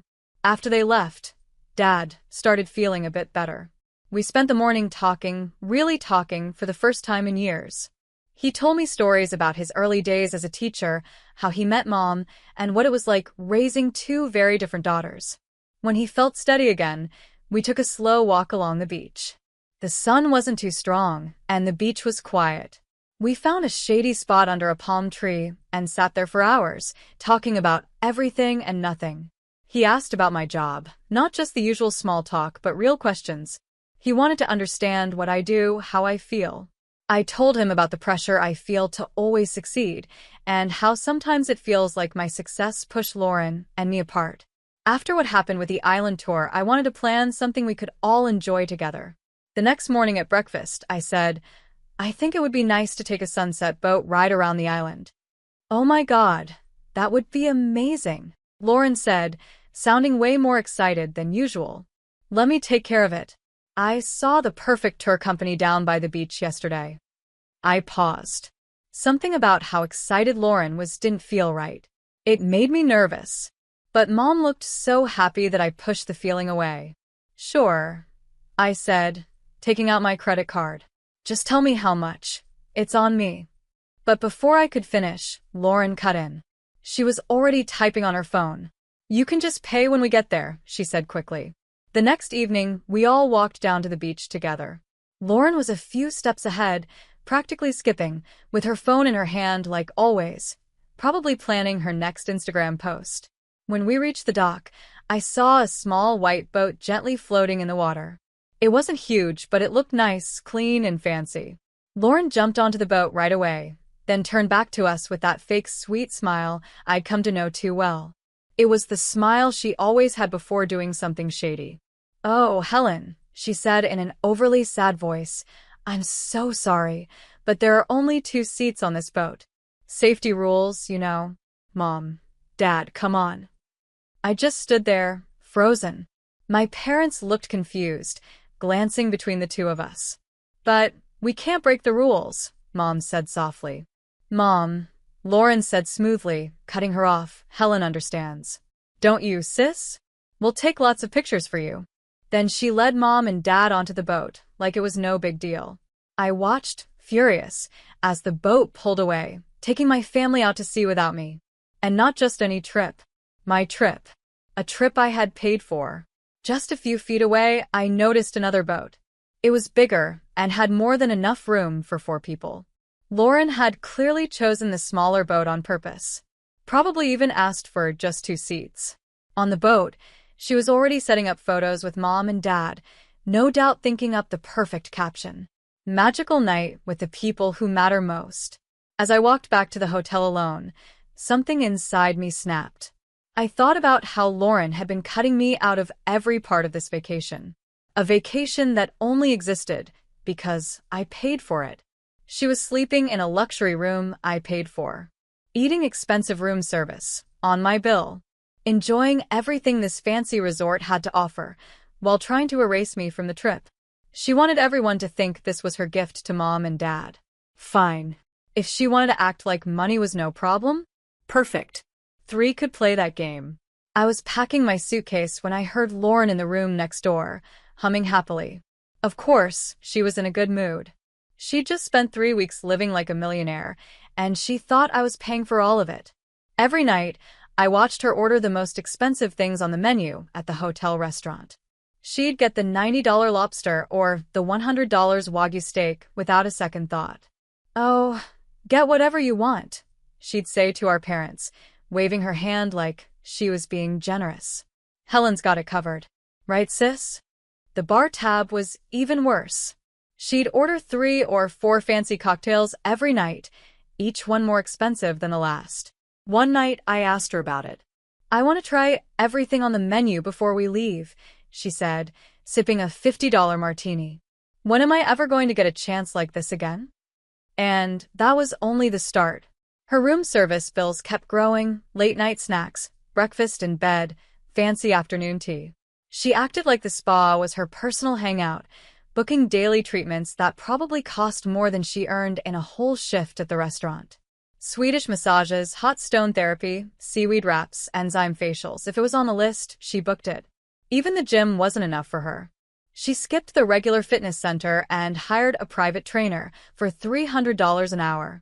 He's really helping me with my form, she told me, wearing brand new workout clothes that I had a feeling were also going on my card.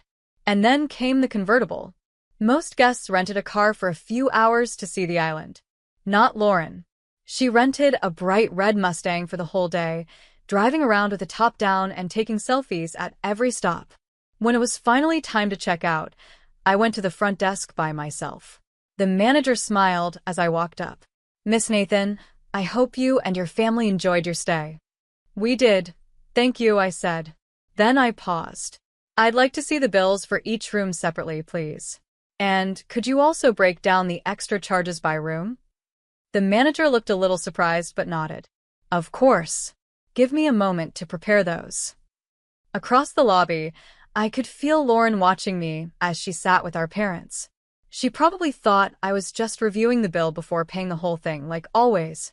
She had no idea what was coming. The manager came back with 4 folders.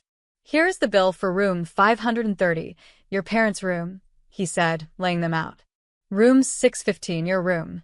And room 825, your sister's. I looked through each one carefully. The charges were exactly what I expected. Then I smiled and said, perfect. I'll pay for room 530 and 615. Room 825 will need to be paid separately. From across the lobby, I heard Lauren's chair scrape as she jumped up. What do you mean, separate bills? She shouted, walking quickly over to the front desk. Helen, what are you doing? Mom and Dad followed, looking confused and worried. Helen, honey, Mom said softly. Is something wrong? Actually, yes, I said, turning to face all of them. Something's been wrong this whole trip. I looked at Lauren. Do you want to explain? Or should I? Her face turned red. There's nothing to explain. You're just being petty because you have money and I don't. Petty? I asked, pulling out my phone. Mom, Dad, take a look at this. I opened Lauren's Instagram page and started scrolling through her posts. Notice anything strange about these photos from the trip? They leaned in, looking at the pictures. At first, they seemed confused. Then, they looked more and more concerned. Where's Helen? Dad asked, frowning. I don't see her in any of these. That's because she cropped me out, I said. Every single photo. Look at this one by the waterfall, you can even see where she edited me out. I looked at Lauren. She's been acting like she brought you on this trip.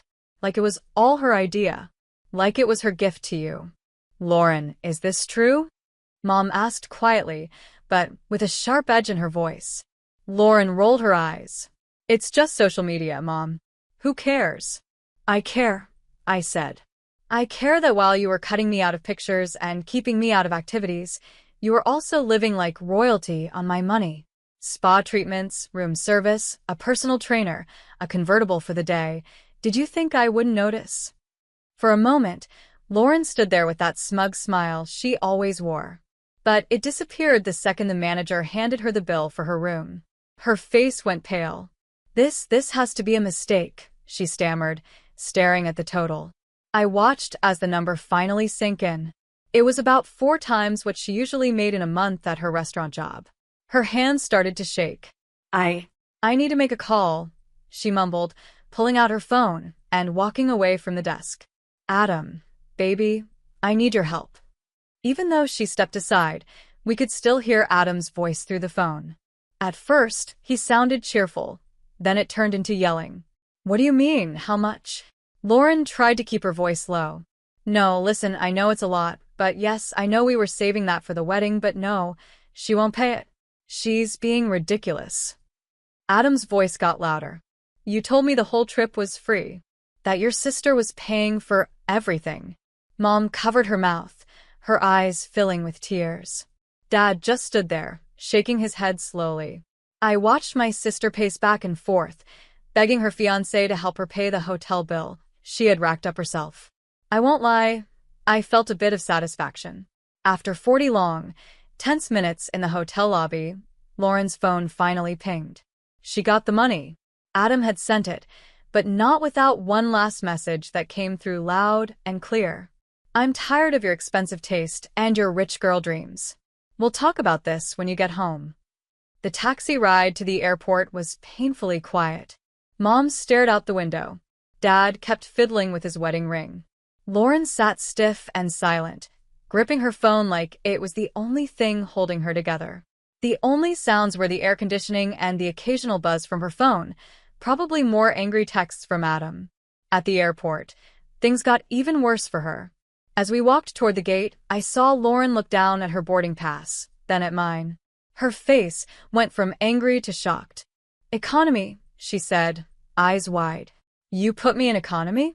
I rebooked our flights last week, I said calmly. Mom, Dad, our seats are this way. After watching how Lauren behaved during the first week of the trip, I decided to make a few changes to our return flights. Maybe it was a little petty, but sometimes people need to learn their lessons the hard way. The flight home was peaceful, at least in business class. I didn't see Lauren again until we landed and met up at baggage claim. That's when she lost it. You planned this, she shouted, her mascara running down her face. You set me up. You just wanted to embarrass me in front of everyone. People in the terminal stopped to look as her voice echoed through the space. And you 3, she said, turning to our parents. You're only on her side because she buys you expensive stuff. She's bought your love with this stupid trip. Dad, who had been quiet all day, suddenly stepped forward.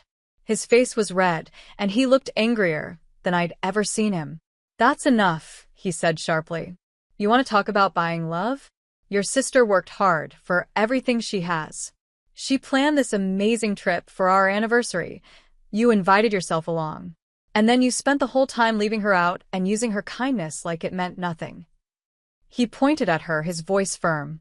If you can't be grateful for what your sister did, then don't say anything at all. Lauren's mouth clamped shut. She stood there, shoulders shaking, while travelers around us tried to act like they weren't watching our family argument by the baggage carousel. I pulled out my phone and called a taxi for the three of us. Then I looked at my sister. "Do you want to share the ride?" She wiped her eyes, smearing her makeup even more. "I'll never sit in a car with you again," she snapped. "I'll find my own way home." As our taxi pulled away from the curb, I saw Lauren in the rearview mirror, standing alone with her fancy suitcase. A week after we got back from Portugal, Mom called me during my lunch break. "Lauren and Adam broke up," she said right away. Her voice sounded tired, like she'd been dealing with a lot. When they got home, Adam wanted to talk about her spending. He brought up the hotel bill, and well, you know your sister. I didn't know her. I could picture it clearly: Lauren, still upset about what happened at the airport, getting mad all over again when Adam brought up money. She probably called him cheap and said he wasn't good enough for her. Mom continued. She told him he had no drive, that he wasn't ambitious enough. He told her she was living in a dream world, like money just falls from the sky. They yelled at each other for hours. "Let me guess," I said. She threw her ring at him, right in the middle of Casa de Font during dinner rush. Mom sighed. She quit her job, of course. Said she couldn't work there with Adam. "Where is she now?" "Back home with us. She showed up last night with 3 suitcases and her cat. She's in your old room. It's now her escape from the world."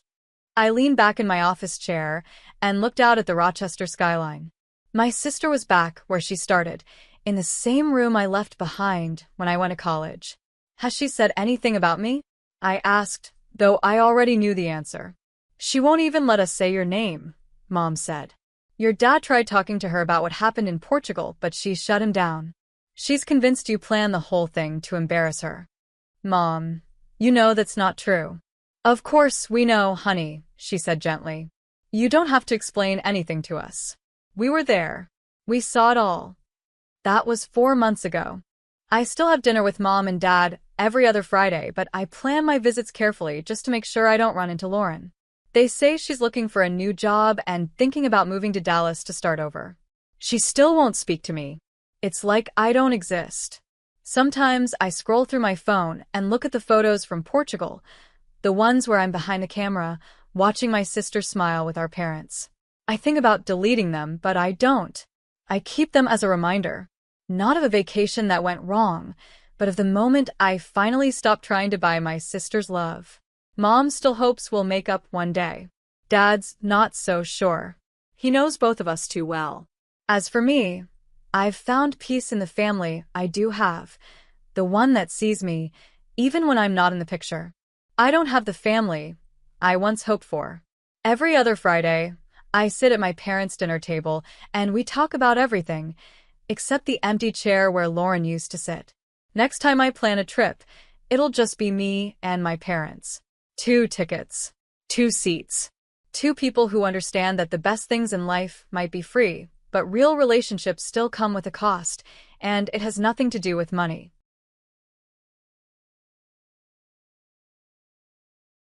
I never thought I'd be searching through my parents' office in the middle of the night, but desperation makes you do strange things. The dim light from my phone barely lit up the piles of papers as I hunted for my college acceptance letter. Mom had misplaced it earlier after I told her I needed their financial info for my student aid application. My name is Madison. Until tonight, I've been the perfect daughter, quiet, obedient, and nearly invisible next to my golden boy's brother, Gregory. The drawer squeaked as I opened it, and I froze. Down the hall, my parents' steady snoring continued.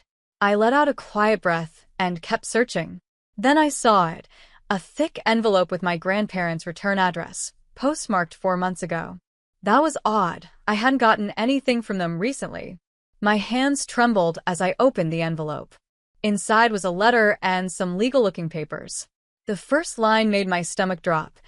"Dearest Madison, we want you to know about the education fund we've set up for you." Education fund? What education fund? I kept reading, my vision blurring as I processed the details. $50,000, specifically for my college education.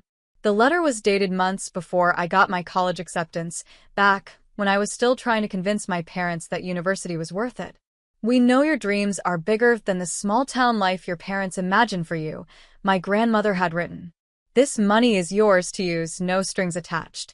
The documents listed everything, account numbers, transfer details, signatures. But I'd never seen a cent of it. My parents had gotten this months ago and said nothing. A floorboard creaked behind me. "What are you doing in here?" I spun around to see my mom, wearing her silk robe, arms crossed. The letter crinkled in my grip. "When were you going to tell me about this?" I asked, my voice steadier than I expected. She glanced at the paper, and for a moment, something flashed across her face. Guilt, maybe. It disappeared so quickly, I wasn't sure I'd seen it. "That money is being put to better use," she said, reaching for the letter. "You gave my college fund to Gregory?" The words came out like shards of glass. "Keep your voice down," she hissed. "This is what's best for the family. Gregory has real potential, and I don't. Don't be dramatic, Madison. You can take classes at the community college, like we discussed." I stared at her, stunned. "Gregory needs this investment," she continued, "for his future. For his engagement to Kelly. You understand that, don't you?" I looked at my mom, really looked at her. Her hair was perfectly styled, even at midnight. She stood like someone always ready for a photo in the local paper. Everything in her world had to be flawless, and somehow I never fit into that picture. "No," I said quietly. "I don't understand at all." I folded the letter and slipped it into my pocket before she could snatch it. "I'm calling Grandma and Grandpa in the morning." "You will do no such thing," she snapped, her voice sharp and cold. "This is a family matter, and it's been decided." "You're right about one thing," I said, walking past her toward the door. "It is a family matter. And Grandma and Grandpa are family too. Madison Bailey, if you walk out that door." I didn't hear the rest. I was already halfway down the hall, my heart pounding with a mix of anger and something else, maybe freedom. For the first time in my life, I saw my mother clearly. And with that clarity came a decision. I wasn't going to be invisible anymore. Grandma's guest room felt more like home after just 5 days than my old bedroom ever had. Morning sunlight streamed through lace curtains as I unpacked my clothes, trying to ignore the dozen missed calls from my mom. The sound of clinking china pulled me downstairs, where Grandma was setting out her fancy tea set. She looked up and gave me that knowing smile. "Your mother's coming over," she said, placing a third teacup on the tray. "Thought we might need the good cups for this one." My stomach tightened. How did she find out I was here? "Small town sweetheart," Grandma said. "Diane from the grocery store saw you helping your grandfather yesterday. Your mother wasn't happy to hear about it from her instead of us, of course." Heaven forbid the town gossip got ahead of my mom's version of the story. Right on cue, the doorbell rang. Grandma gave my hand a squeeze before going to answer it. I stayed in the kitchen, hearing my mom's practiced laugh and the sharp click of her heels on the hardwood floor. When she walked in, she was wearing her charity board smile, the one that didn't reach her eyes. "Madison," she said, like we were meeting at a fancy luncheon. "This little tantrum has gone on long enough, don't you think?" "Abigail," Grandma said, her voice firm with warning. "That's not why we're here." "You're right, Mother," my mom said, sitting stiffly at the table. "We're here because my daughter is being unreasonable about family obligations." "Unreasonable?" I let out a bitter laugh. "You stole my college fund and gave it to Gregory. How is that reasonable?" "We didn't steal anything," she said, stirring her tea with perfect precision. "We redistributed family resources where they would do the most good. Your brother's business venture will benefit everyone. The connections he's making through Kelly's family alone." I cut her off. "You took my future and handed it to Gregory on a silver platter. Don't talk to me about family obligations." "I don't care about connections," I said, my teacup clattering as I set it down too hard. "I care about my future, the one you decided wasn't worth investing in." "The community college has perfectly adequate programs," Mom said sharply. "That's enough," Grandma cut in, her voice firm as she turned to Mom. "Abigail, do you remember when you were 17? When you wanted to study art in London?" Mom's hand froze mid-motion. "That was different. Was it?"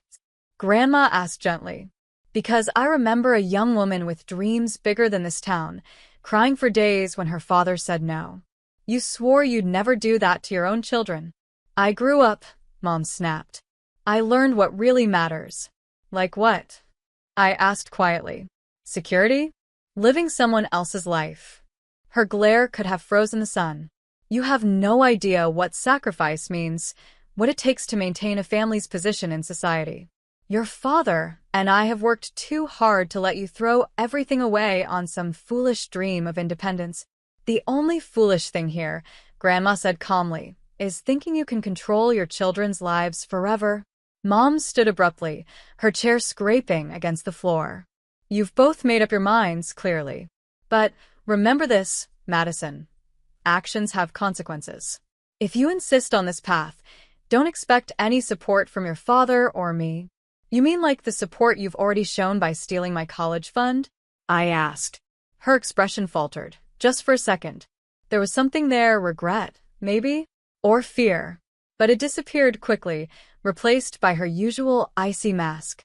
I'll see myself out, she said, turning toward the door. She paused but didn't look back. Your brother's engagement dinner is Tuesday. The whole town will be there.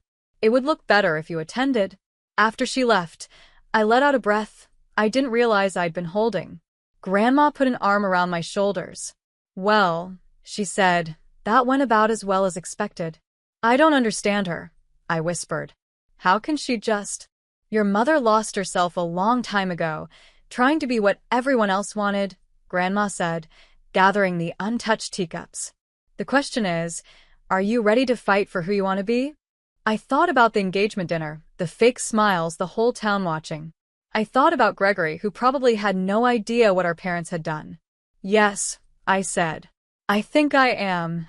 The country club ballroom sparkled with champagne flutes and forced smiles. I adjusted my thrift store dress, feeling like an outsider among all the designer labels and pearl necklaces. Gregory's engagement dinner was exactly the kind of event my mother lived for, shiny on the surface, with everything carefully calculated beneath. Madison. Gregory's voice cut through the hum of chatter. He worked his way through the crowd with Kelly at his side. You came, he said, pulling me into a hug. Wouldn't miss it, I lied, hugging him back. Up close, I noticed the dark circles under his eyes, barely hidden. Kelly reached for my hand, squeezing it gently. I'm so glad you're here. Gregory's been worried sick since you left home.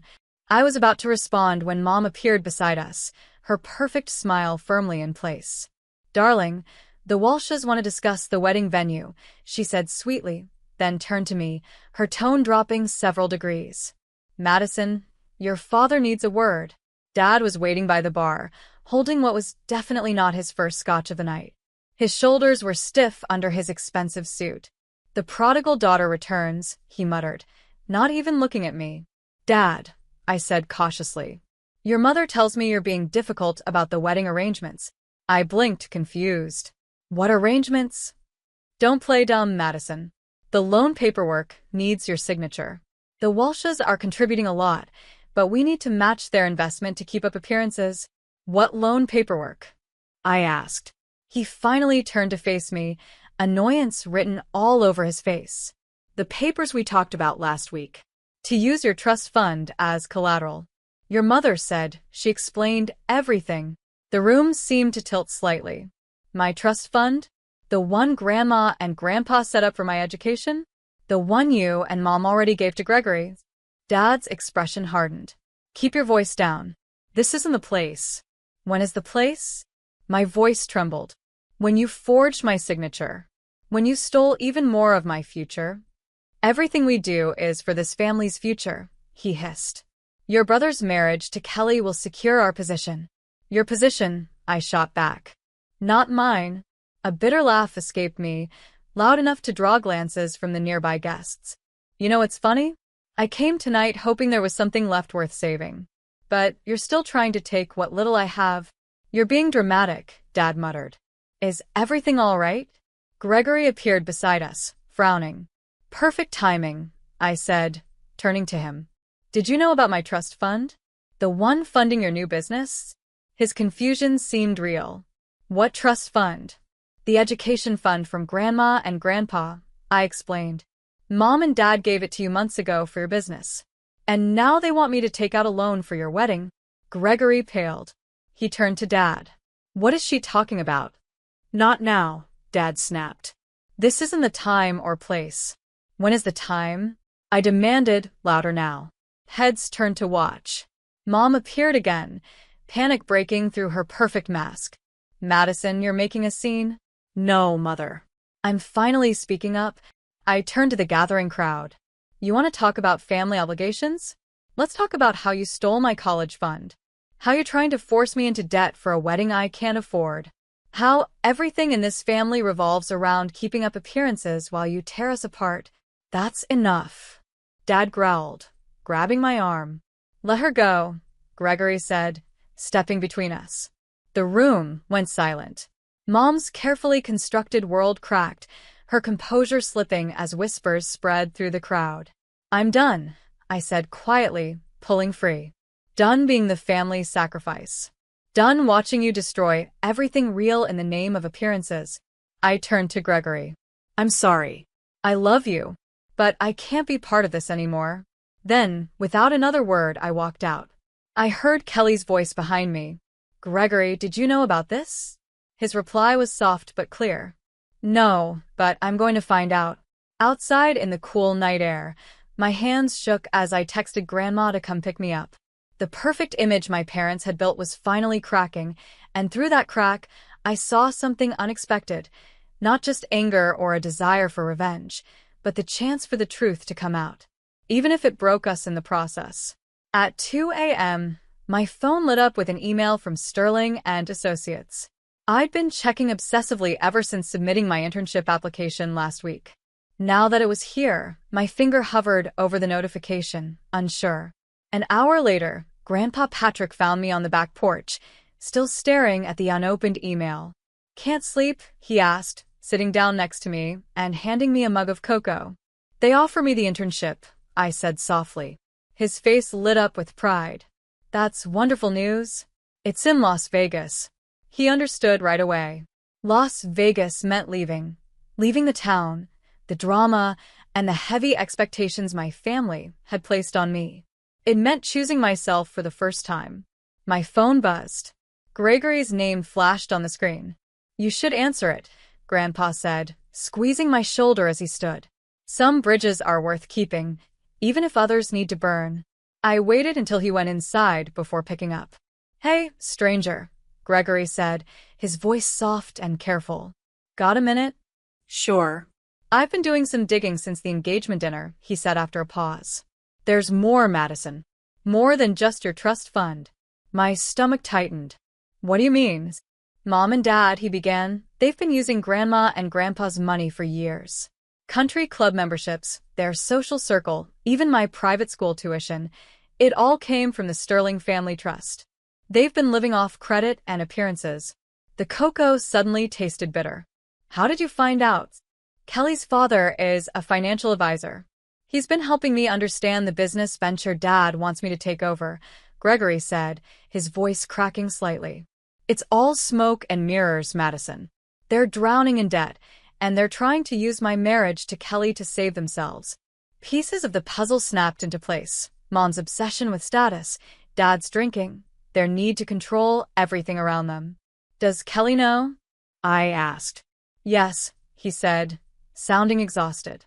She's been incredible, actually. She wants me to walk away from all of it. Start fresh. Are you going to? A long pause. I don't know. But there's something else you need to know. Mom's planning to contest Grandma and Grandpa's trust. What? I asked, the world tilting. She can't do that. She already has, Gregory said quietly. She's filed the paperwork, claiming they're mentally unfit to manage their finances. My free hand curled into a fist. When's the hearing? Next week, he said. Madison, I'm so sorry. I should have seen it sooner. The unopened email on my phone seemed to pulse like a heartbeat. Las Vegas suddenly felt like both a way to escape and a betrayal of the people I cared about. What are you going to do? I asked Gregory. I don't know, he said again. But whatever happens, I want you to know I'm on your side this time.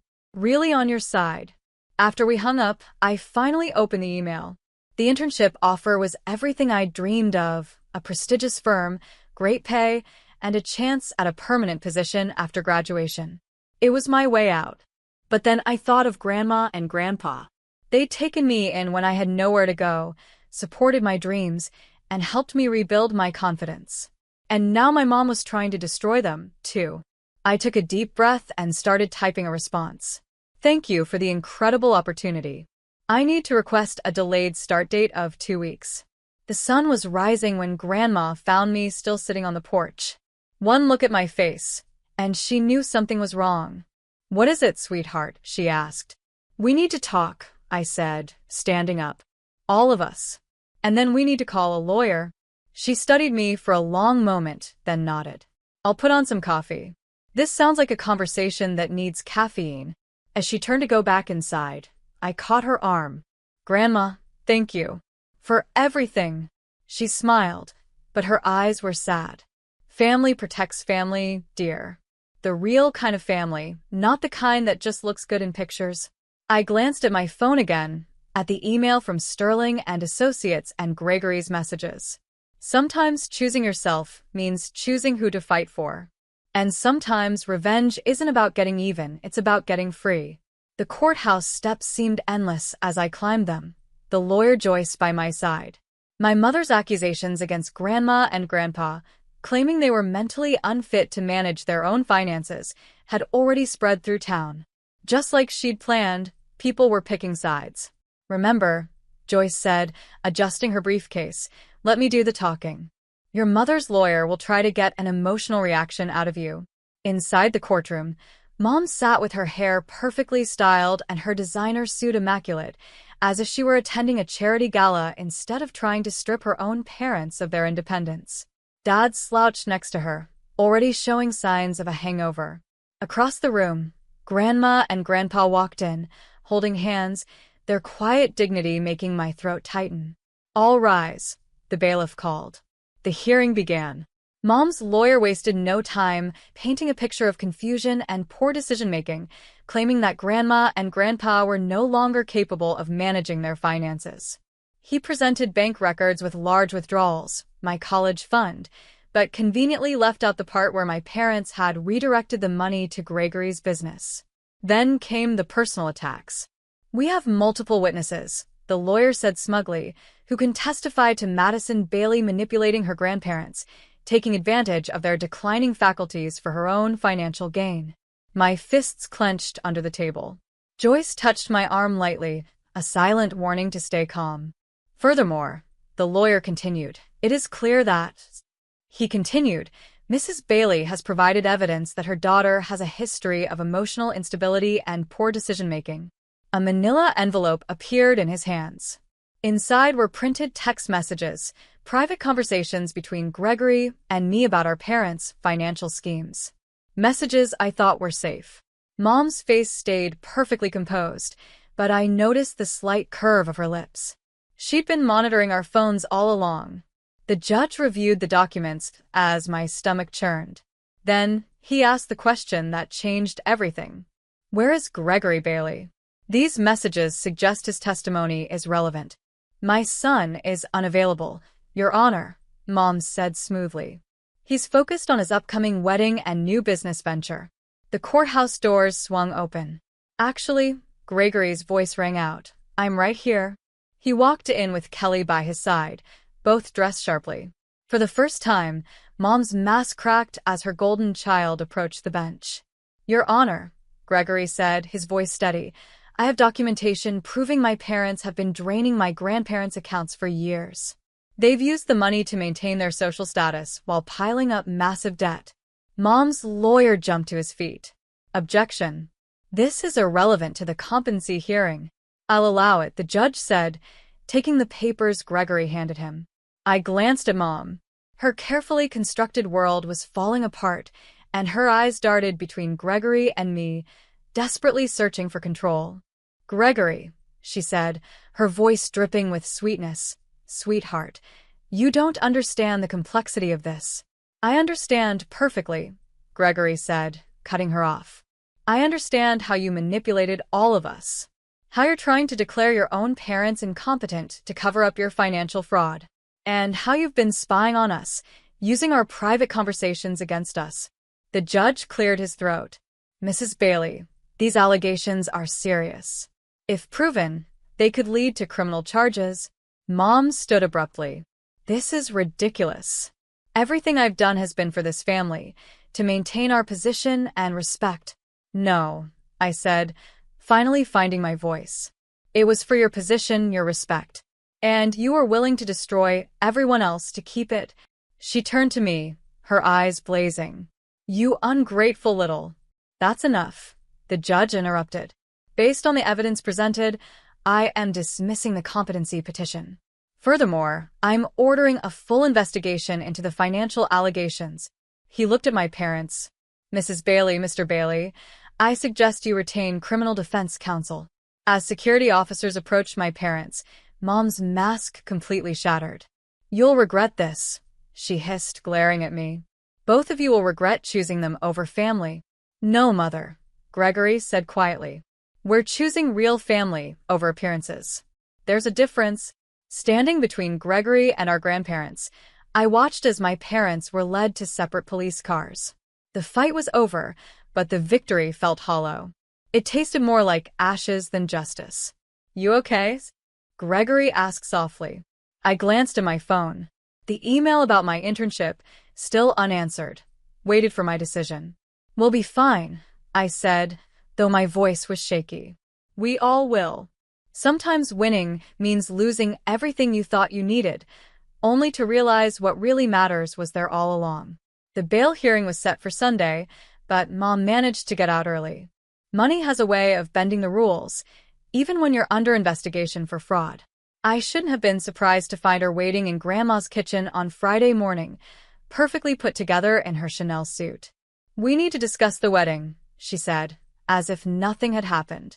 Grandma stood protectively beside me. Abigail, you shouldn't be here. It's my son's wedding, Mom replied smoothly. Of course I should be here. I'm not the one getting married, I said, confused. Mom's smile sharpened. No, dear. Gregory's wedding. Though I suppose you wouldn't know the details, since you've been so busy destroying our family. She pulled a thick folder from her bag and placed it on the table. These are the loan documents you signed last year. The ones funding the wedding, the venue, the catering, everything.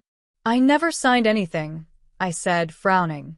Really? She said, spreading out several papers. My signature was on every one of them. My blood ran cold as I stared at the documents. The signatures looked perfect, exactly like my handwriting. When did you? You left so many permission slips lying around when you were in school, she said casually. It was easy enough to practice. Grandma grabbed the phone. I'm calling Joyce. Go ahead, Mom said calmly. But keep in mind, a fraud investigation will delay the wedding. Kelly's family will pull their support, and Gregory will lose everything he's worked for. Is that what you want, Madison? To ruin your brother's happiness, too? My hands shook as I flipped through the papers.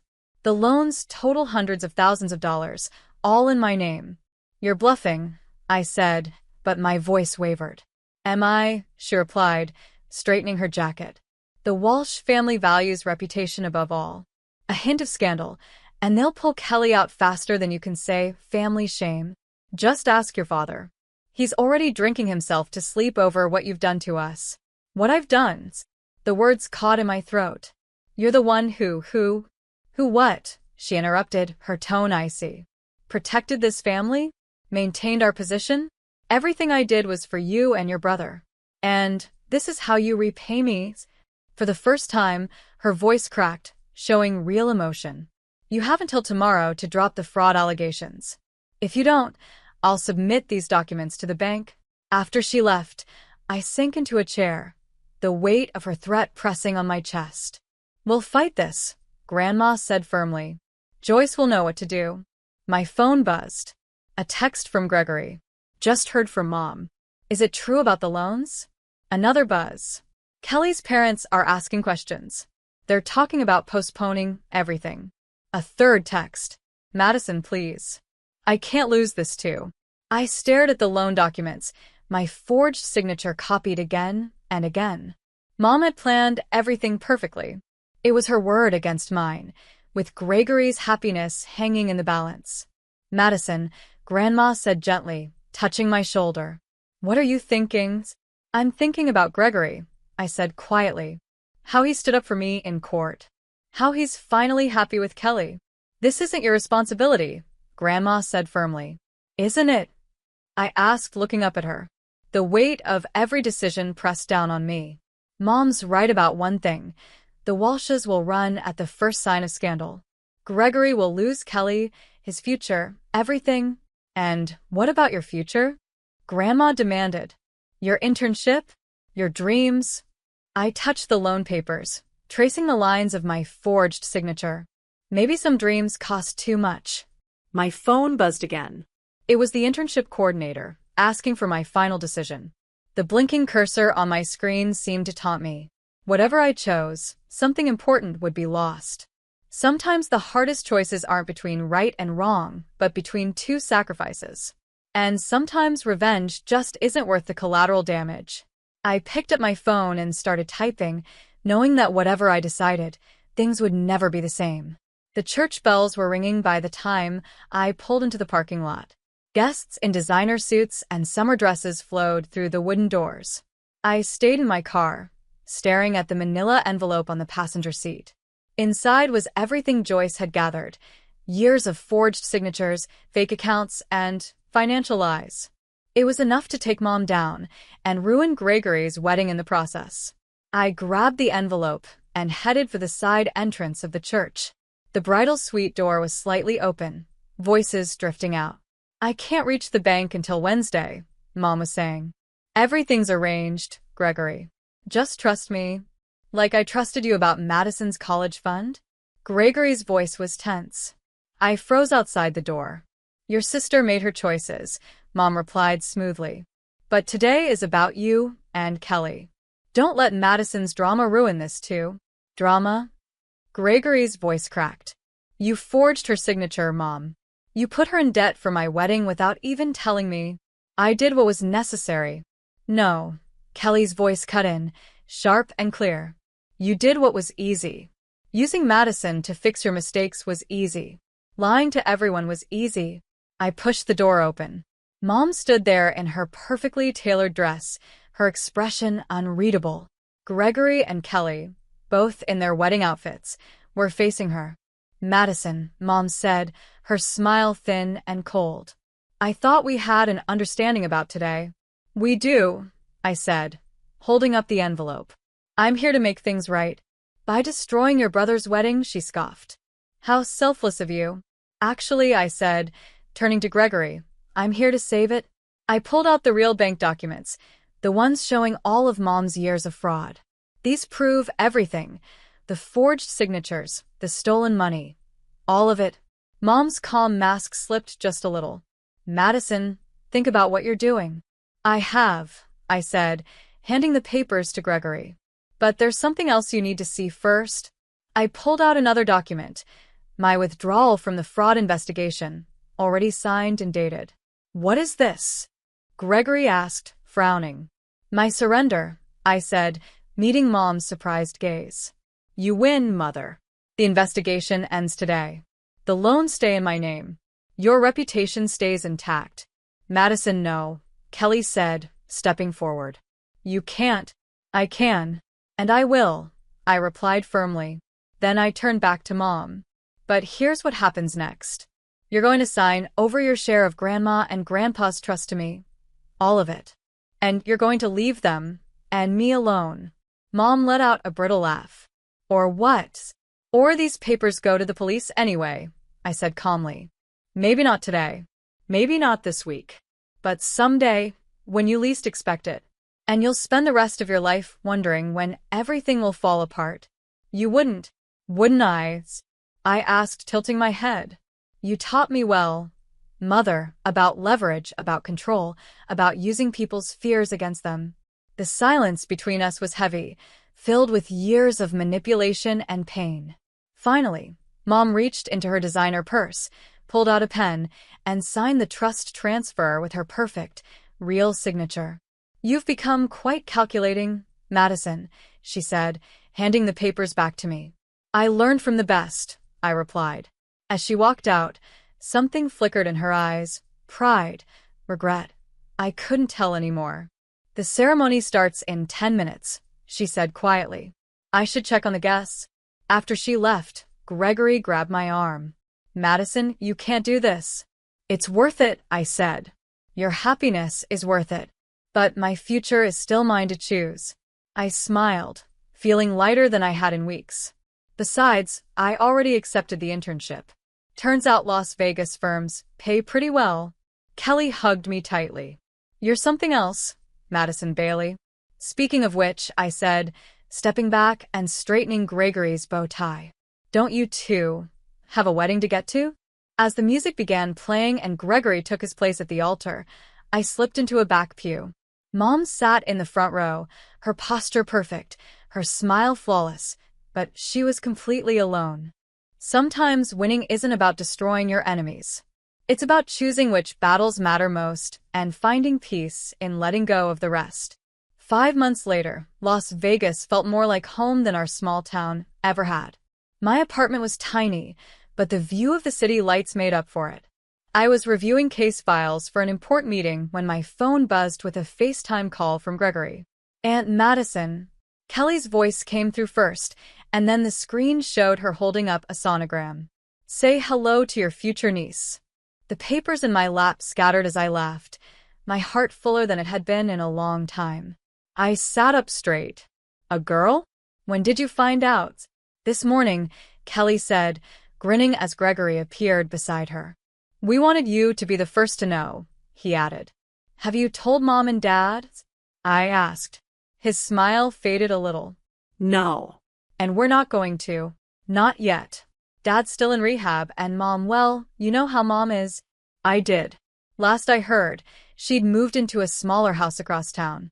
She was still attending charity events but wasn't running them anymore. The queen had lost her crown, though she was clinging to the scraps of her kingdom. "Grandma and Grandpa are coming for dinner," Kelly said, steering the conversation to safer ground. "They miss you." "I miss them too," I admitted, glancing at my packed calendar full of court dates and client meetings. "But this case is huge, and nothing," Gregory interrupted. "Family dinner next weekend." No excuses. The words family dinner still made my stomach twist a little, even now. But looking at Gregory's steady expression and Kelly's warm smile, I realized it didn't mean what it used to. "Okay," I said. "Next weekend." After we hung up, I sat for a moment, staring at the unopened letter on my coffee table. It was written on expensive stationery in Mom's perfect handwriting, sent last week. I hadn't had the courage to open it yet. The doorbell rang, pulling me out of my thoughts. When I opened the door, Joyce stood there, looking just as she had months ago in the courthouse. "Your mother is contesting the trust transfer," she said bluntly. She can't, I replied. "The paperwork is airtight." "It's not," Joyce said, her tone sharp. "It was filed incorrectly. Deliberately, I suspect. She played us, Madison. She knew there was a loophole. I should have felt furious, betrayed, ready to fight all over again. Instead, I laughed. "What's so funny?" Joyce asked, narrowing her eyes. "All of it," I said, picking up Mom's letter. She never cared about the money. It was always about control, about having one last card to play. "So, what do you want to do?" Joyce asked. I didn't answer right away. Instead, I broke the seal on the letter and read my mother's words for the first time.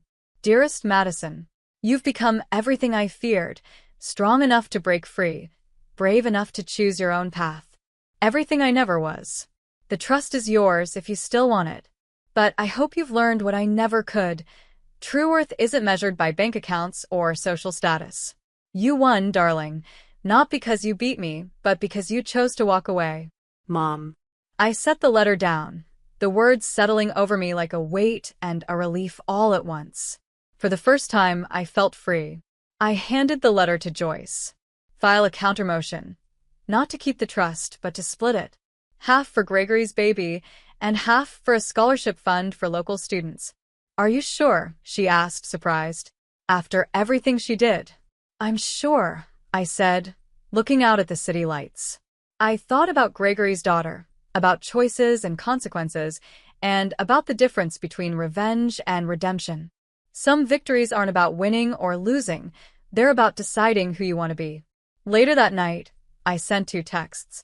The first was to Gregory. Your daughter's trust fund is taken care of. Tell her Aunt Madison says welcome to the family. The second, after a long pause, was to Mom. Thank you for the letter. Coffee next weekend? Sometimes the hardest battles aren't won with lawyers or evidence, but with the decision to break cycles instead of people. And sometimes the best revenge is simply living well, on your own terms with the family you choose along the way.